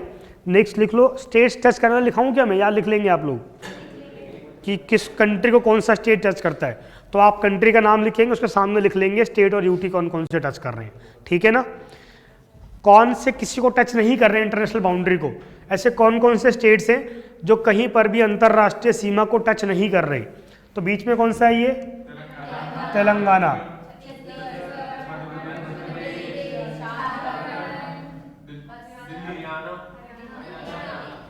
हरियाणा। ठीक है, बाकी सब टच कर रहे हैं कहीं ना कहीं। ठीक है ना, हाँ बाकी सब टच कर रहे हैं। यूटीज की अगर हम बात करें तो यूटीज में भी पुडुचेरी को लेकर के सवाल बनता है, क्योंकि पुडुचेरी में 4 राज्य हैं, 4 जिले हैं, और 4 के चारों जिले एक दूसरे को टच नहीं करते, फैले हुए हैं। ठीक है, तो शांत, पुडुचेरी में 4 डिस्ट्रिक्ट हैं। पहला है माहे, ये केरला के अंदर है, दिख रहा है आपको। दूसरा है कराईकल, ये तमिलनाडु में एक जगह पर है। तीसरा मेन पुडुचेरी, ये तमिलनाडु में तीसरी जगह पर है। और चौथा है यनम, ये आंध्र प्रदेश में है। ठीक है, तो पुडुचेरी में 4 डिस्ट्रिक्ट है, चारों ही एक दूसरे को टच नहीं करती। एक एक करके, गुस्सा नहीं, हाँ ये अलग-अलग रिस्पेक्टिव स्टेट के अंदर आता है, पुडुचेरी के अंदर क्यों डालते हैं? तो मतलब पुडुचेरी है क्या? हाँ बिल्कुल ठीक बात है। कौन इसका जवाब देगा? सही सवाल पूछा है उसने। अलग अलग स्टेट्स में तो वहीं पर मर्ज कर सकते हैं आराम से, क्यों अलग से पूरा सेटअप बनाया हुआ है। एक गवर्नर है वहाँ बाकायदा, लेफ्टिनेंट गवर्नर कौन है वहाँ पर अभी? डॉक्टर किरण बेदी, किरण बेदी क्या? वो आईपीएस ऑफिसर आज से 25 साल 20 साल पहले थी। रिटायर भी होता है आदमी, छोड़ता भी है नौकरी। वो सीएम का चुनाव लड़ चुकी हैं पहले दिल्ली के लिए भाजपा की तरफ से, 14 में हार गई थी। उससे पहले आम आदमी पार्टी में भी रह चुकी हैं वो, ठीक है। तो अब इमेजिन करो, अगर उनको एक जिले से दूसरे जिले में जाना है तो वो हेलीकॉप्टर लेकर के वहाँ जाती होंगी। तो उसका जो सवाल था वो रह गया, क्या कारण रहा होगा बताइए? तो बेसिक कारण क्या था, जब पार्टीशन हुआ, विभाजन हुआ, तो उस टाइम पर यूरोप की जितनी भी कंट्रीज़ के लोग यहाँ पर रह रहे थे, उन्होंने एक डिमांड की, आप दो चीज़ें हमारे लिए करिए। पहली बात, जहाँ जो हमारे इलाके हैं, ठीक है, उसको आप as it is separate territory के रूप में रखेंगे, यानी कि वहीं के लोग आराम से वहाँ का शासन संभाल सके, उनका कल्चर अपना डेवलप रहे इसलिए। और दूसरा, पार्लियामेंट के अंदर हमारे लिए अलग से क्या होनी चाहिए? रिजर्वेशन। उसी को हम लोगों ने बाद में बोला एंग्लो इंडियन, सुना ना आप लोगों ने? अब उसकी सीट्स खत्म कर दी गई हैं क्योंकि अब बचे ही नहीं है पॉपुलेशन उनकी, वो सब इंडियन हो गए हैं, एंग्लो खत्म होता जा रहा है। तो उसी टाइम पर यहाँ पर जो फ्रेंच हुआ करते थे, फ्रांसीसी हुआ करते थे, उनके जो सेंटर्स थे चारों, ये वो चारों सेंटर है। ऐसे ही पुर्तगीज़ का सेंटर गोवा हुआ करता था, ठीक है। तो गोवा पहले यूटी हुआ करता था, 1980 के बाद उसको स्टेट बनाया गया है, पहले वो भी सेपरेट यूटी हुआ करता था, ठीक है। समझ में आई बात? ऐसे अंग्रेज तो खैर सब जगह ही फैले हुए थे, उनकी बात ही नहीं है, तो इसलिए ये किया गया था उस टाइम पर। अभी भी अगर आप जाएंगे इन जगहों पर तो वहाँ पर जो एंशिएंट रीजन्स हैं, एकदम आपको फील वैसे ही आएगी जैसे हम किसी फ्रेंच कॉलोनी में आ गए हैं या किसी फ्रांसीसी टाउन में आ गए हैं, ऐसा लगता है। सड़कें, पिलर्स, लाइट के खंभे, बेंचेज वैसी मिल जाएंगी आपको, चर्चेज वगैरह वगैरह। चलो, कोई कन्फ्यूजन यहाँ तक? ठीक है, एक सवाल और बनेगा, इधर ध्यान दीजिए सब लोग। कौन सी लाइन कहाँ से पास होती है? इक्वेटर कहाँ से पास हो रही है कि नहीं हो रही है? ट्रॉपिक ऑफ कैंसर कहाँ से? तो पहले बात करते हैं ट्रॉपिक ऑफ कैंसर की, ठीक है। कहाँ कहाँ से पास हो रही है कर्क रेखा? कुछ समझ में नहीं आया, ठीक है, कोई एक बताए, कुछ समझ में नहीं आया, बताओ कन्हैया। अरे एक ही बात है ना, कृष्णा कन्हैया।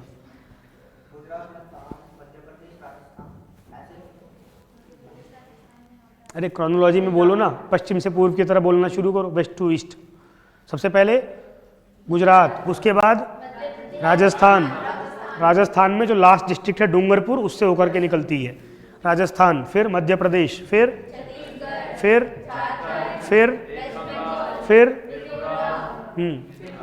त्रिपुरा है कि नहीं है? तो 8 स्टेट्स हो गए जिनको टच कर रही है ये लाइन।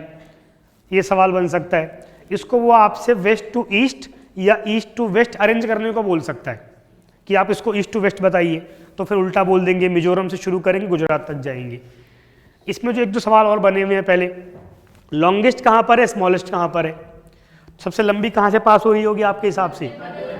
सामान्य रूप से दिखाई दे रहा है मध्य प्रदेश से पास हो रही है। सबसे स्मॉलेस्ट कहाँ पर होगी? पक्का? राजस्थान में है, बहुत टच कर, राजस्थान में केवल एक जिले के 2 तहसीलों को टच करता है, इतना ही है, ठीक है ना। एकदम यहाँ से गुजर रही है, यहाँ से, ठीक है। तो याद रहेगा ये? चलो, इसके बाद एक और लाइन है जिसको हम लोग कहते हैं इंडियन प्राइम मेरिडियन, भारतीय समय रेखा। कौन सी लाइन है वो? 82 डिग्री 30 मिनट। हाँ, अब शुरुआती क्लासेज याद आ रही होंगी। जिनको कुछ भी समझ में नहीं आ रहा है तो घबराना नहीं है, पढ़ना है, ठीक है, समझना है। एक लाइन गुजरती है 82.5 डिग्री रेखा, जो इंडिया का टाइम डिसाइड करती है, ठीक है।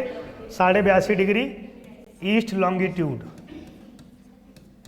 पूर्वी देशांतर, कहाँ कहाँ से पास हो रही है? ये लाइन मत देखना, ये तो मैंने ऐवी खींच दी है। कहाँ देख के बता रहे हो? याद है? हाँ चलो ठीक है। तो ऊपर से नीचे तक कौन कौन से स्टेट्स हो गए? पहला हो गया उत्तर प्रदेश,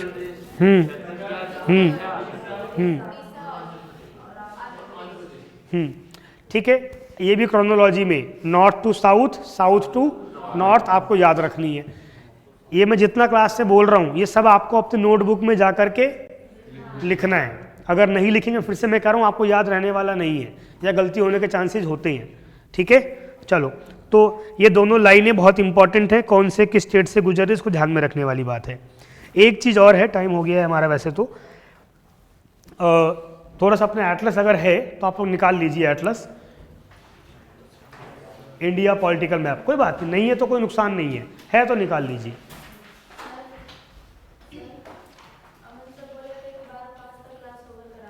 ठीक है, आपको बोला था, ठीक है, तो नहीं वो ठीक है, उसका काम इन्फॉर्मेशन देना, बिल्कुल ठीक बात है, she is right.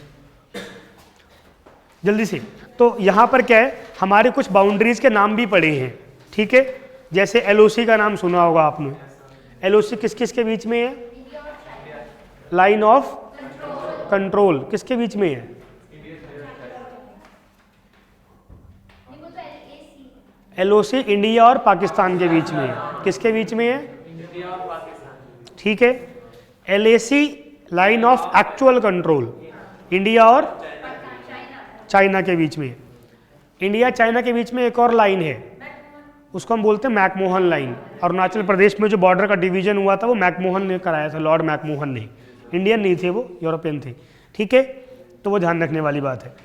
India Bangladesh वगैरह के बीच में जीरो लाइन है, क्योंकि नेचुरली हमने मिलकर के बाउंड्री बांटी है, तो जहाँ पर भी म्यूचुअल बाउंड्री हो तो जीरो लाइन कह देते हैं उसको। ठीक है, एक सरक्रीक वर्ड भी सुना होगा आप लोगों ने, यहाँ पर दलदली इलाका है, तो ये जो बाउंड्री बन रही है गुजरात में, उसको हम कहते हैं sir creek. Sir creek, CREEK, creek मतलब दलदली इलाका होता है। ठीक है, तो वहाँ पर एक बाउंड्री है। इसके अलावा कुछ कॉस्ट में चैनल्स भी हैं हमारे पास, चैनल या पैसेज जिसको हम बोलते हैं समुद्री रास्ता। तो इंडियन मैप में आप नीचे की तरफ देखोगे या जहाँ पर अंडमान निकोबार का मैप है उसमें दिख जाएगा, उसमें आपको वहाँ दिख रहा होगा 10 degree channel, 9 degree channel, 8 degree channel लिखा हुआ है क्या नीचे? अंडमान निकोबार वाला मैप खोलो अगर यहाँ ना दिख रहा हो तो। बेसिकली डिग्री लैटिट्यूड ही है एक्चुअल में तो, पर उनके नाम दे दिए गए हैं।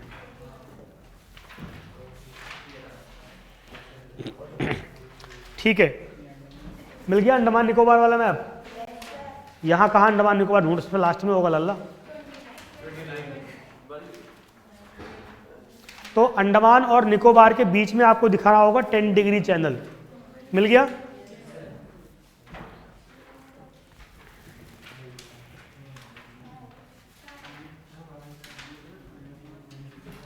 चलो कल करेंगे, टाइम हो गया है। जितना मैंने आज बोला है, कल जिसके नोटबुक में नहीं लिखा होगा वो बाहर बैठ के लिखेगा, बाकी लोग आगे बढ़ेंगे। ठीक है, अरे नोटबुक, रजिस्टर, कॉपी जो भी होती है वही।